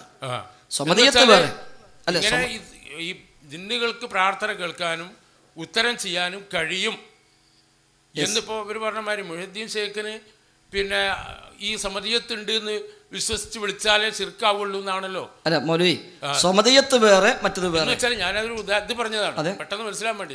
അതായത് ജിന്നുകൾ എപ്പോൾ വിളിച്ചാലും നമ്മളെ വിളി കേൾക്കുകയും അതിന് ഉത്തരം ചെയ്യുകയും ചെയ്യും എന്ന് വിശ്വസിച്ചുകൊണ്ട് വിളിച്ചാലേ ശിർക്കാവുള്ളൂ എന്നാണ് താങ്കൾ പറഞ്ഞതിന്റെ ഉദ്ദേശം. അതായത് കാര്യകാല ബന്ധങ്ങൾക്ക് പുറത്തുള്ളതാണ് പ്രാർത്ഥന. അതിനുള്ളിൽ പ്രാർത്ഥനയല്ലാത്ത വിളി എന്നുവെച്ചാല് ഇപ്പൊ ജിന്നിനെ വിളിക്കുമ്പോ അതിൽ പ്രാർത്ഥനയായ വിളിയുണ്ട്, പ്രാർത്ഥന അല്ലാത്ത വിളിയുണ്ട് എന്നാണ് നിങ്ങൾ പറയുന്നത്. അത് ഏതാണെന്ന് വേർതിരിച്ച് മനസ്സിലാക്കാം. അതാണ് ഈ പറഞ്ഞത്. ഒരു ഉദാഹരണം പറയാം. അതായത് ഇപ്പൊ ഒരു തെറ്റിദ്ധരിച്ചത് സ്വമതീയത്ത് വേറെ മറ്റത് വേറെ. ഞാൻ പറയട്ടെ, ഇതാണ് വെച്ചാല് നിങ്ങൾ പറഞ്ഞു ജിന്നുകൾ എപ്പോൾ വിളിച്ചാലും അത് അള്ളാഹ്ക്ക് മാത്രമുള്ളതാണല്ലോ. എപ്പോൾ വിളിച്ചാലും വിളി കേൾക്കാനും ഉത്തരം ചെയ്യാനുള്ള കഴിവ് അള്ളാഹ്ക്ക് മാത്രമുള്ളതാണ്. അത് മുഹ്യിദ്ദീൻ ഷേഖിനുണ്ട് എന്ന് നമ്മൾ വിശ്വസിക്കുമ്പോൾ അത് ശിർക്കാണ്. അതേപോലെ ജിന്നിന് എപ്പോൾ വിളിച്ചാലും വിളിക്ക് ഉത്തരം ചെയ്യാൻ കഴിയും എന്ന് ഉദ്ദേശിച്ച് വിളിച്ചാലേ ശിർക്കാവുകയുള്ളൂ, അല്ലെങ്കിൽ പ്രാർത്ഥനയല്ലാത്ത വിളിയാണ് എന്നാണോ നിങ്ങൾ പറയുന്നത്? അതാണ് മൗലവി നിങ്ങളും പറയേണ്ടത്, ഞാൻ മാത്രമല്ല നിങ്ങളും പറയേണ്ടത്. അങ്ങനെയാണെങ്കിൽ പിന്നെ മുഹ്യിദ്ദീൻ ഷേഖിനെ അങ്ങനെ തന്നെ അല്ല വിളിച്ചാൽ പോരാ. ഞാൻ പറഞ്ഞുതരാം, അതാണ് വ്യത്യാസം. അങ്ങനെ വിശ്വസിക്കാതെ വിളിച്ചു അല്ല, അതാണ് വ്യത്യാസം. മുഹ്യിദ്ദീൻ ഷേഖ് നമ്മുടെ ഈ ശബ്ദം കേൾക്കുന്നു എന്നൊക്കെ വിശ്വസിക്കണമെങ്കിൽ എന്ത് വേണം? എപ്പോഴും എന്തും ഏതും കാണാൻ കഴിയുന്ന വിശ്വാസം ഉണ്ടാവണം. നമ്മുടെ ഈ സദസ്സ് മുഹ്യിദ്ദീൻ ഷേഖ് കാണുന്നു, ഈ ശബ്ദം മുഹ്യിദ്ദീൻ ഷേഖ് കേൾക്കുന്നു എന്നൊരാൾ വിശ്വസിച്ചാൽ തന്നെ അതെന്ത് ചെയ്തു? അഭൗതികമായി. കാരണം ആ കഴിവ് ഷെയ്ഖിനില്ല. പിന്നെ എന്ത് വിശ്വസിക്കുകയാണ്? ജാളത്ത് പോയി പ്രാർത്ഥിക്കുന്ന മനുഷ്യന് രോഗശമനം കിട്ടിയാൽ ആ രോഗശമനം കൊടുത്ത ജാളത്തെ തങ്ങളല്ല, പക്ഷെ അയാൾ വിശ്വസിക്കുന്നു തങ്ങളാണ് എന്ന്. ശമനം കൊടുക്കുന്ന അല്ലാഹ് തന്നെയാണ്. ഈസാ നബിയോടും അതേപോലെ മഹാവിഷ്ണുവിനോടും പ്രാർത്ഥിക്കുന്ന ക്രിസ്ത്യാനിയും ഹൈന്ദവനും അവന് ഉത്തരം കിട്ടിയാൽ ഈ ഉത്തരം കൊടുത്ത് ഈസാ നബി അല്ല, മഹാവിഷ്ണു അല്ല, അള്ളാഹു ആണ്. പക്ഷെ ഓം വിശ്വസിക്കുന്നു ഈസാ നബിയാണ് ഉത്തരം തന്നത്, മഹാവിഷ്ണുവാണ് ഉത്തരം തന്നത് എന്ന് അവൻ വിശ്വസിക്കുന്നു. എന്നതുപോലെ മുഹ്യിദ്ദീൻ ഷെയ്ഖാണ് എൻ്റെ പ്രശ്നം തീർത്തത് എന്ന് ഇവൻ വിശ്വസിക്കുന്നു. മുഹ്യിദ്ദീൻ ഷെയ്ഖ് അല്ല, ഷെയ്ഖിന് ചെയ്യാനേ കഴിയില്ല.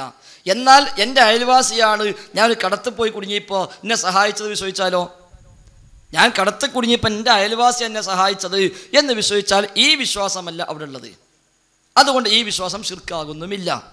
എന്നാൽ ഇതേ അയൽവാസിയെക്കുറിച്ച് ശിർക്കാകുന്ന വിശ്വാസം ഉണ്ടല്ലോ. ഈ അയൽവാസിയെയും വിളിച്ചു പ്രാർത്ഥിച്ചാൽ ശിർക്കാണല്ലോ. എങ്കിൽ എപ്പോഴാണ് ഈ ശിർക്ക് വരിക? അയൽപക്കത്ത് പോയിട്ട് ഞാൻ വല്ല കടത്തിലാണ്, നിങ്ങൾ സഹായിക്കണം എന്ന് പറഞ്ഞാൽ ശിർക്കാകുന്ന പറച്ചിലുണ്ട്, ശിർക്കാവാത്ത പറച്ചിലുണ്ട്. ശിർക്കാവാത്ത പറച്ചിൽ ഏതാ? ഓന് പൈസ വായ്പ തരിക, അല്ലെങ്കിൽ വായ്പ കിട്ടാനുള്ള വഴി പറഞ്ഞു തരിക എന്ന അർത്ഥത്തിൽ നമ്മൾ പോകുന്നെങ്കിലോ ഒരു കുഴപ്പമില്ല. ഇതേ പറച്ചിലുമായി അയൽപക്കത്തുള്ള സിദ്ധനെ പോയി കാണുമ്പോഴോ, സിദ്ധനടുത്ത് പോയിട്ട് തങ്ങപ്പാപ്പ ഞാൻ വലിയ ബുദ്ധിമുട്ടിലാണ്, ഇവൻ്റെ വിശ്വാസം എന്താണ്? തങ്ങപ്പാപ്പ പൈസ എടുത്തിരുന്നുള്ളതല്ല, അത് സാറില്ല, അടച്ച് പോയിക്കോ, ശരിയായിക്കോളും എന്ന് തങ്ങൾ പറഞ്ഞു കിട്ടിയാൽ മതി, എൻ്റെ പ്രശ്നം തീരും. ഈ സിദ്ധൻ്റെ കഴിവ് ഈ ജിന്നിനുണ്ട് എന്ന് വിശ്വസിച്ചിട്ട് വിളിച്ചാലേ ശിർക്കാവുള്ളൂ. വിളിക്കണം എന്നില്ല, ആ വിശ്വാസം തന്നെ ശിർക്ക് വന്നു. കാരണം റജാ നമ്മൾ ജിന്നത്തെ ഉദ്ദേശിച്ചാൽ മതിയല്ലോ. ഇപ്പൊ ഇബാദത്തിൽ വിളിക്കണില്ലല്ലോ, ജിന്നിനെ മനസ്സിൽ ഉദ്ദേശിച്ചു. ഇവിടെ വല്ല ജിന്നുണ്ടെങ്കിൽ എന്നെ സഹായിക്കട്ടെ എന്നല്ലേ വിളിക്കണം. അതായത് അല്ലെങ്കിൽ വെള്ളത്തിൽ മുങ്ങിച്ചാകാൻ നേരത്ത് ഇവിടെ കുറ്റിക്കാട്ടിൽ വല്ല ജിന്നും ഉണ്ടോ ഇല്ലേ ഒരു പ്രതീക്ഷയാണ് അവൻ്റെ മനസ്സിൽ.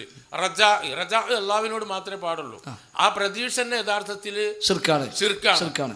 അപ്പം അങ്ങനെ അത് ഷിർക്കാകണമെങ്കിൽ അയാൾക്ക് അങ്ങനെ ഈ വിളിക്കുന്ന ജിന്നിന് എൻ്റെ വിളി കേൾക്കാനും ഉത്തരം ചെയ്യാനും കഴിയും എന്ന വിശ്വാസത്തോടെ വിളിച്ചാലേ ഷിർക്കാവുള്ളൂ എന്നാണോ നിങ്ങൾ പറയുന്നത്? അതല്ലേ മൗലവി പ്രമാണം പഠിപ്പിച്ചത്. ഇപ്പൊ റജാവിനെ എടുക്കുക, പ്രതീക്ഷ റബ്ബിനോടേ പാടുള്ളൂ, അള്ളാനെ മാത്രമേ പ്രതീക്ഷിക്കാൻ പാടുള്ളൂ, അള്ളാനെ മാത്രമേ പേടിക്കാനും പാടുള്ളൂ.